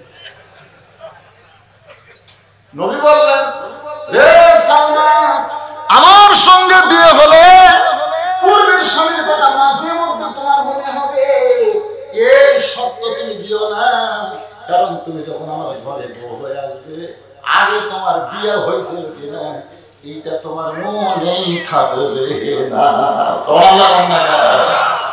কারণ এই যে কোরআনে একটা আয়াত আছে, হুন্না লিবাসুল লাকুম ওয়া আনতুম লিবাসুল লাহুন্না, কোরআনে আয়াত আছে না নাই? আছে না নাই? এই আয়াতের বাংলা অর্থ কি? এই আয়াতটা সামনে আপনারা জানেন, নবী কিন্তু সবসময় নবী থাকেন না, নবী বসে আছেন ঘরের ভিতরে। এমন সময় কুমারী বউ আয়েশা, একটাই কুমারী, সেটা হলো কি আয়েশা রাদিয়াল্লাহু তাআলা, নবীর ঘরের মধ্যে ঢুকলেন, সঙ্গে সঙ্গে নবীর ঘরের দরজা জানলা বন্ধ করে দিলেন। আয়েশা থরথর করে কাঁপতেছে। রাসূল বলে, আয়েশা কাঁপো কেন? বলে, হুজুর, আপনার জুতার পরশে আল্লাহর আলো বন্ধ হয়ে গেছে, সেই ঘরে আমি ঢুকলাম, যদি কোনো বেয়াদবি হয়ে যায় রাসূল মুস্কি হাসি দেন, আয়েশা আমার জুতার পরশে আল্লাহর আরশ ধন্য হয়ে গেছে। আমি তখন নবী ছিলাম, কিন্তু এখন আমি তো নবী নাই। আয়েশা বলে, তাহলে আপনি নবী না হয়ে কি হয়ে গেলেন? রাসূল বলে, যতক্ষণ দরজা খোলা থাকবে ততক্ষণ আমি নবী থাকবো, যখন দরজা বন্ধ হবে তখন আমি নবী থাকবো না, আমি তখন স্বামী হয়ে যাব। এই বলে আল্লাহর নবী দুই খানা হাত বাড়ায় দিলেন। উম্মাহাতুল মুমিনিন আয়েশা দৌড়ে এসে নবীর বুকের মধ্যে মাথা ঢুকাইলেন। মাথা ঢুকাই বলতেছে, আল্লাহ, এতদিন আমি জানতাম আমার নবী বিশ্ব নবী, আমার নবী হলেন বিশ্ব নবী, কিন্তু আজকে বুকের মধ্যে মাথা ঢুকায় বুঝতে পারলাম নবী শুধু বিশ্ব নবী নয়, আমার নবী হলেন পৃথিবীর 1 নম্বর স্বামী। যে কইছে আমার নবী পৃথিবীর 1 নম্বর স্বামী, সঙ্গে সঙ্গে নবী আয়েশাকে বুকের মধ্যে নিয়ে একটা সাপ দিলেন। এই সাপ দেওয়া হলো সুন্নাত। সুবহানাল্লাহ। তাই বলে আমাকে আপনার বুকের মধ্যে নিয়ে সাপ দিতে হবে। অনেকে হুজুরকে কোলাকুলি করে দিলে চেকিয়ে ধরে, একেবারে খুব আস্তে। পুরুষ মানুষ শোনেন, আপনারা কোলাকুলি যদি করেন, কোলাকুলি না করাটাই ভালো। যদি করেন এই যে এই বুক শুধু বুকের সঙ্গে বুক লাগবে, খবরদার লাই যেন না লাগে, লাই নাভি যেন না লাগে, মানে দুইজনের পেট পড়ে। কোলাকুলি করবার ক্ষেত্রে পেটের সাথে পেট লেগে মাঝখানে 1.5 হাত ফাঁস। এই ভুঁড়িওয়ালা লোকেরা কোলাকুলি করবে না, ওরা সালাম মুসাফা পর্যন্ত শেষ। তাহলে কি করা? নিজের বউকে বুকের মধ্যে একটা চাপ দেওয়া কি জোরে এখন আজকে শেষ করে বাড়িতে যাওয়ার পরে বউ যদি দরজা খুলে দেয়, সঙ্গে সঙ্গে বউকে সালাম দিয়ে বুকের মধ্যে একটা চাপ দিবেন। হারানো সুন্নতকে কেউ যদি জিন্দা করে 100 গলা কাটা শহীদের সওয়াব আল্লাহ দিয়ে দেয়। সুবহানাল্লাহ। জোরে এখন এই যারা বিয়ে করছেন আমি তাদেরকে বলতেছি, হ্যাঁ চাপ দিছে। কে চাপ দিছে? আমার দিকে খেয়াল করো। নবী আল্লাহর নবী আয়েশার সাথে যখন চাপ মারছে, সঙ্গে সঙ্গে নবী জিবরাইলকে বলতে, জিবরাইল আর দেরি করো না, তাড়াতাড়ি নবীর কাছে কোরআনের আয়াত নিয়ে যাও। ফেরেশতা জিবরাইল বলে, আল্লাহ, আমি তো নবীর কাছে আপনার হুকুমে লাহে মাহফুজ থেকে আয়াত নিয়ে যাই, কিন্তু আজকে তাড়াতাড়ি যাওয়া লাগবে কেন? রাসূল এমন একটা আমল করতেছে, রে জিবরাইল, আমি আল্লাহর আরশ ধন্য হয়ে গেছে, আমি আল্লাহর আরশ ধন্য হয়ে গেছে, আমার আরশ আনন্দ পাইতেছে। যা যা কোরআনের আয়াত নিয়ে যা। ফেরেশতা জিবরাইল আসতে দেরি আছে না, এসে আসসালামু আলাইকা ইয়া রাসূলুল্লাহ। এই শোনেন, নবীকে সালাম দেওয়া শেখা লাগবে। আসসালামু আলাইকা, খবরদার কুম বলবেন না, আসসালামু আলাইকুম ইয়া রাসূলুল্লাহ বলা যাবে না। নবীকে আসসালামু আলাইকা বলতে হবে। আর আমাকে যখন সালাম দেবে আসসালামু আলাইকুম। তা আমার ব্যাপারে কুম, নবীর ব্যাপারে কা, কারণ কি? কি একবার হযরত বেলাল বললেন, আল্লাহ রাসূল কে রাসূলুল্লাহ, আমরা যখন কবরে যাব তখন ফেরেশতা 3টা প্রশ্ন করবে। মুনকির নাকি কয়টা করবে? 3টা প্রশ্ন করবে। আপনি যখন কবরে যাবেন তাহলে আপনাকে কয়টা করবে? আল্লাহ রাসূল বললেন, বেলাল তোমার কি মনে হয়? বেলাল বলতেছে, রাসূলুল্লাহ আমাদেরকে প্রশ্ন করবে, মান রব্বুকা ওয়া মা দীনুকা ওয়া মান নাবিয়ুকা। 3টা প্রশ্ন করবে, কিন্তু আপনার তো নবী নাই, আপনাকে তাহলে 2টা প্রশ্ন করবে। তোরে কোন কয়টা? 2টা করবে। আল্লাহ রাসূল বলেন, বেলাল তোমাদের ভাগ্য কত ভালো, আল্লাহ তোমাদেরকে নবী দিয়েছে, কিন্তু আমার ভাগ্য এত খারাপ, আমার কোন নবী নাই। সুবহানাল্লাহ বলেন না। আমাদের ভাগ্য কি? আমরা নবী পাইছি, কিন্তু নবী বলেন, বেলাল আমার ভাগ্য এত খারাপ, আমার কোন নবী নাই। আবু বকর বললেন, নবীজি তাহলে বেলালের প্রশ্নে আপনি কি উত্তর দিবেন? 2টা প্রশ্নের উত্তর দেওয়া লাগবে।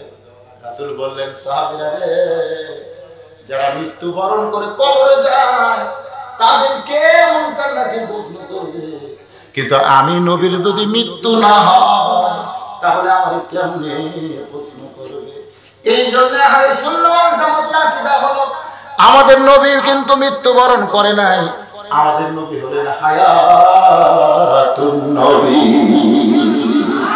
ইসলামের আলো জ্বালায়া দিয়া নবী ঘুমায়া আসেন সোনার। কি এ গজলের গুনাহ হবে? ইসলামের পতাকা উড়ায়া দিয়া নবী শুইয়া আসেন সোনার মদিনায়। কেউ যদি বলে ইসলামের পতাকা উড়ায়া দিয়া নবী মইরা, নাউজুবিল্লাহ, কারা করছেন না রে, কারা করছেন? তার মানে কি বোঝা গেল? আমরা বিশ্বাস করি নবী আমাদের মইরা নাই। আমরা যখনই দরুদ পড়ি একদম ফেরেশতা আমাদের দরুদ গুলো রওজা মোবারক নবীর কাছে জমা দিয়া দেয়। উম্মে সালমা, তোমার দ্বিতীয় শর্ত কি? এক নম্বর শর্ত এতক্ষণ আমি আপনাদের বললাম কি, আমার সঙ্গে বিয়ে হলে আগেকার স্বামীর কথা তুমি ভুলে যাও। দুই নম্বর শর্ত কি? উম্মে সালমা বলতেছে রাসূলুল্লাহ, দুই নম্বর শর্ত হলো আপনার সঙ্গে বিয়ে হলে আমার আগেকার স্বামী আর আপনি দুইজনে জান্নাতি। সাল্লাল্লাহু আগেকার স্বামীকে, আগেকার স্বামী নবীর সঙ্গে হিজরত করেছিল আবু সালমা, নবীর সঙ্গে হিজরত করেছিল। উম্মে সালমা তখন মক্কায়। রাসূল কিন্তু বলেছিল তোমার শ্বশুর, তোমার শাশুড়ি তোমার বউকে মদিনায় যাওয়ার দিচ্ছে না, তোমার সঙ্গে তুমিও থাকো। আবু সালমা বলতেছে রাসূলুল্লাহ, দরকার হলে বউ ত্যাগ করতে পারি, সন্তান ত্যাগ করতে পারি, কিন্তু আল্লাহর নবী আমি ছাড়ব না। নবীর সঙ্গে হিজরত করলেন মদিনায়। মদিনায় যাওয়ার পরে অসুস্থ হয়ে গেলেন। কিছুদিন পরে উম্মে সালমার স্বামী আবু সালমা দুনিয়া থেকে বিদায় নিলেন। তাহলে আমার আগেকার স্বামীও জান্নাতি, আর আপনি তো আমাকে নবী কি হাসান হোসেন কি হাসান হোসেন আলাদা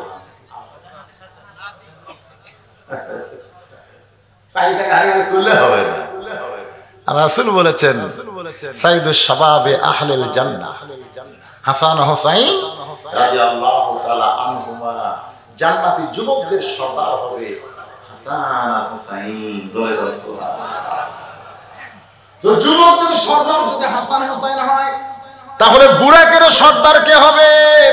আল্লাহ নবী বলেছে জান্নাতে হাসান হোসেনকে আমি সর্দার মেনে নিলাম। আপনারা বলেন তো এটা নবী শুধু দয়ার কারণে বলেছে না ইসলামের কারণে বলেছে? ইসলামের কারণে বলেছে। কি কারণে বললেন আজকে সেটা আমি বলতেছি না, শুধু বলতেছি উম্মে সালমার দুই নম্বর শর্ত হলো হুজুর জান্নাতে যাওয়ার পরে আল্লাহ বলেছেন আলা তাস্তাহি আনফুসুকুম, জান্নাতের যা পাবে আল্লাহ তাই দিবে। আমি এখন জান্নাতে যাওয়ার পরে আমি কিন্তু আমার আগের স্বামী নিব না, আমি আপনার বউ হয়ে জান্নাতে থাকতে চাই। কারণ ওরাও জান্নাতি আর আপনি তো বুঝতেছেন। তাহলে কি হবে? আমি কিন্তু আপনার সঙ্গে জান্নাতে আপনার বউ হিসেবে থাকতে চাই। এটা হলো কয় নম্বর? 3 নম্বর শর্ত হলো আমার আগের ঘরে একটা সন্তান আছে, আপনার সঙ্গে যখন বিয়ে হবে তখন আমার সন্তানের দেখাশোনার দায়িত্ব নেওয়া লাগবে। হুজুর পারবে? আমার সন্তানকে আপনি সন্তানের দায়িত্ব হিসেবে গ্রহণ করতে? নবী চোখের পানি বের করে বললেন উম্মে সালমা, আমার জন্য আল্লাহ তাআলা কোরআনে বলেছেন আলাম ইয়াজিদকা ইয়াতীমান ফাআওয়া, এতিম আমার মতো এতিম কেউ নাই। শিশুকালে আমি মা হারাইছি, মায়ের যখন গর্ভে ছিলাম তখন আমি বাবা হারাইছি। এতিমকে আদর করলে কত সওয়াব। রাসূল বলেছেন কেউ যদি ভালোবাসার দৃষ্টিতে এতিমের দিকে তাকায়া এতিমের মাথায় হাত দেয়, ওই হাতের নিচে যত চুল পড়বে তত সওয়াব আল্লাহ তাকে দান করবে।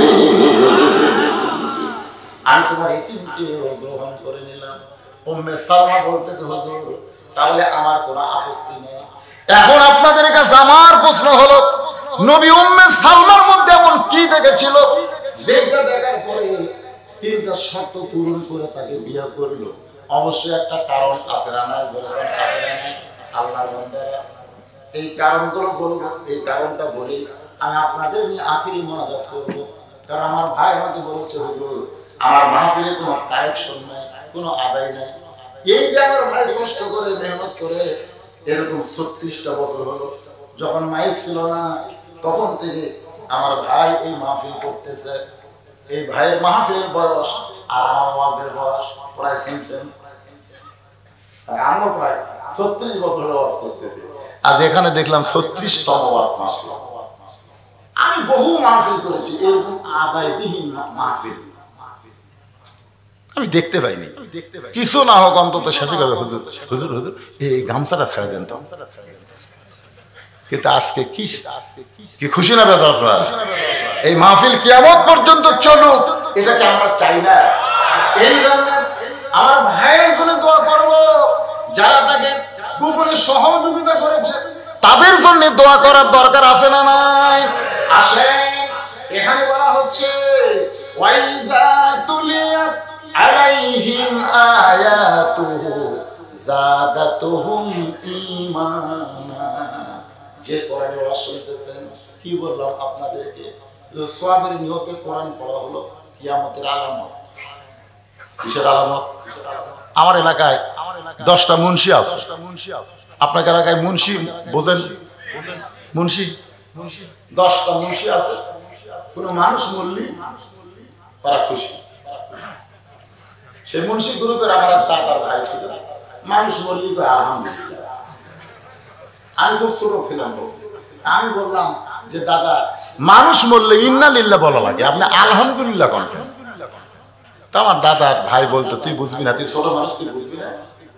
আজ 2-3 মাস হলে কেউ মরেনি, আমাদের খাওয়াও নেই, মরলি আমরা খাওয়া। বলে কি খাওয়া? বলে খতম দিয়া খাওয়া। ধরে কোন কি দিয়া খাওয়া? এই কথাটা শোনে, ওরা 10 জন মিলে কোরআন শরীফ খতম দেয়, একজন 3 পারা করে ভাগ করে নেয়। ভাগ করে 30 পারা খতম দিয়ে দোয়া করে, রব্বানা যালামনা আল্লাহ, আমরা যে কোরআন শরীফ পড়লাম এখানে ভাই আমাকে দাওয়াত দিয়েছে, তার বাবার রুহের মাগফিরাতে আমরা দোয়া করতেছি আল্লাহ এই কোরআনের যা সওয়াব হয় তার বাবার রুহে বখশায়া দাও। কেরামান কাতিবিন ইয়ালামুনা মা তাফাইলুন, এই 2 ফেরেশতা খাড়া হয়ে বলতেছে আল্লাহ তুমি বলেছো প্রতি অক্ষরে 10টা করে নেকি, আলিফ পড়ার সময় 10 নেকি লিখছি, লাম পড়ার সময় 10 নেকি লিখছি, মিম পড়ার সময় 10 নেকি লিখছি। তো ওই আমলের মধ্যে পড়াও শেষ, নেকি লেখাও শেষ। ঈদ আবার বলতেছে যে উমুকের আমল নামায় দান করো আল্লাহ, একই নেকি কয়বার না, একই নেকি কয়বার এরাও পাবে, আবার ওই মুদ্রাকে দেওয়া যাবে, এরকম কোনো বিধান কি আপনার ইসলামে আছে? আল্লাহ বলতেছে এরা হচ্ছে খাওয়া ফেটি,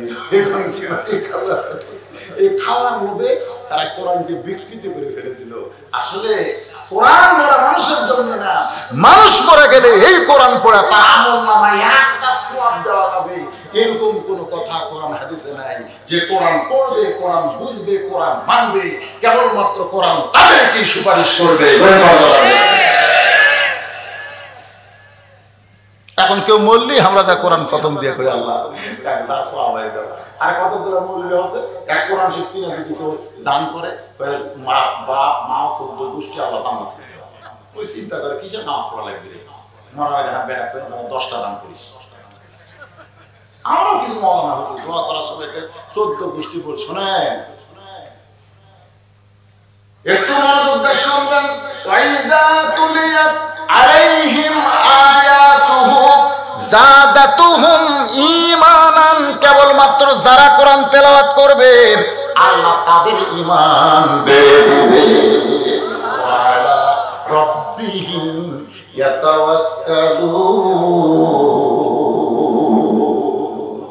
আপনারা বলেন তো সাদ্দাম হোসেনকে যখন গ্রেফতার করলো গুহার মধ্যে থেকে, কার মধ্যে?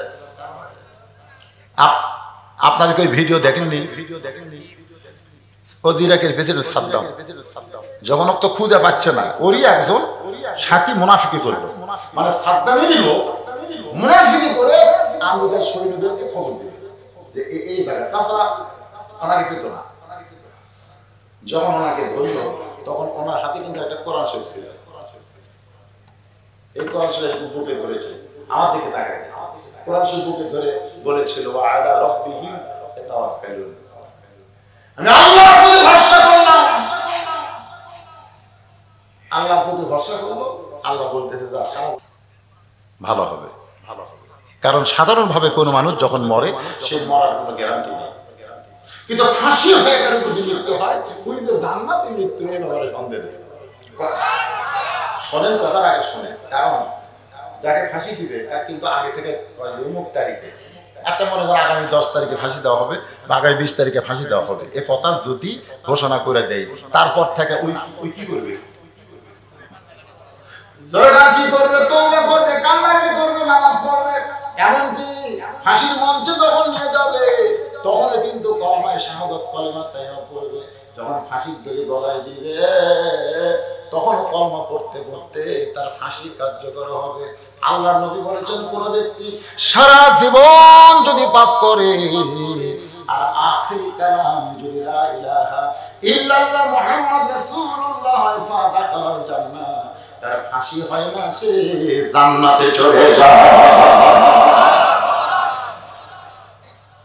ওয়ালা রাব্বিহিম ইয়াতাওয়াক্কালুন, এই কোরআনের সঙ্গে যখন আপনাদের সম্পর্ক হয়ে যাবে ভাই আসেন, তখন আমাদের কি হবে? একমাত্র ভরসা হবে কার উপর? আরো জোরে বর্তমান ভরসা কার উপর? যখন আল্লাহ বাদ দিয়ে কোনো মানুষের উপর ভরসা করবেন, এটাই হলো কি আমাদের সবচাইতে বড় কথা। কন না কেন? কেউ মারতে পারে, কেউ বাঁচাতে পারে না। আল্লাযী খালাকাল মাউতা ওয়াল হায়াতা লিয়াবলুয়াকুম আইয়ুকুম আহসানু আমালান ওয়া হুয়াল আজিজুল গফুর। সকলে ইস্তিগফার করেন, আস্তাগফিরুল্লাহ রাব্বি মিন কুল্লি যামবি ওয়া তুবু ইলাইহি লা হাওলা ওয়ালা কুওয়াতা ইল্লা বিল্লাহিল আলিয়্যিল আযীম। এই আপনারা বসে ওঠা বসা করেন কেন? 36তম একটা মাহফিল, অতি পুরাতন মাহফিল, এখানে অনেক আল্লাহর ওলি পর্যন্ত এসে ওয়াজ করেছে, করে নাই? করে নাই? আপনাদের বাপ দাদা যারা মারা গেছে সেই দোয়া তো করার অধিকার আপনার আছে। দোয়া তো একটা ইবাদত, আর দোয়া মুখলিবা। এতগুলো মানুষ মিলে আমরা একটা দোয়া করবো। আমি একটা মুসাফির, আপনাকে চেয়ারম্যান সাহেব বসে আছেন, সেই আখের মোনাজাত পর্যন্ত সভাপতি সাহেব আছেন, সভাপতি হুজুরের যদি সমাপ্তি কিছু কথা থাকে তিনি বলবেন, বলার পরে ইনশাআল্লাহ আমাদের আজকের আলোচনার সমাপ্তি হবে। আমরা আখের মোনাজাত করে এখান থেকে চলে যাব। আপনি একটু আগে বাড়ির যাবেন, ওই যে হুন্ডা ছাড়তেছে, জোরে যে হুন্ডা স্টার্ট দিলে আছে গেলেন, ওই যে মোড় আছে, মোড়ের মধ্যে যে আপনি বাড়ি যাবেন না হাসপাতালে যাবেন, আপনি কি সেটা জানেন? যারা যারা লাফালাফি করেন, বেশি আনসান করেন, আপনারা কি হাসপাতালে যাবেন না বাড়ি যাবেন, এটা কি আপনারা জানেন? কতক্ষণ জানেন? জানেন না তো তত ধরফর করেন। যে কোনো সময় যে কোনো মুহূর্তে আপনাকে অ্যাটাক হতে পারে আপনার। এই জন্য জীবনের শেষ মনে করে যে মোনাজাত হয়তো আমার জীবনের শেষ, আর হয়তো কোনো মোনাজাত আমাদের ভাগ্যে দেয়। আমরা কি মোনাজাতের বন্ধু না শত্রু? কারা কারা মোনাজাতের আপন, মোনাজাতের বন্ধু, তারা আল্লাহ খাপ দেখে তো দেখি।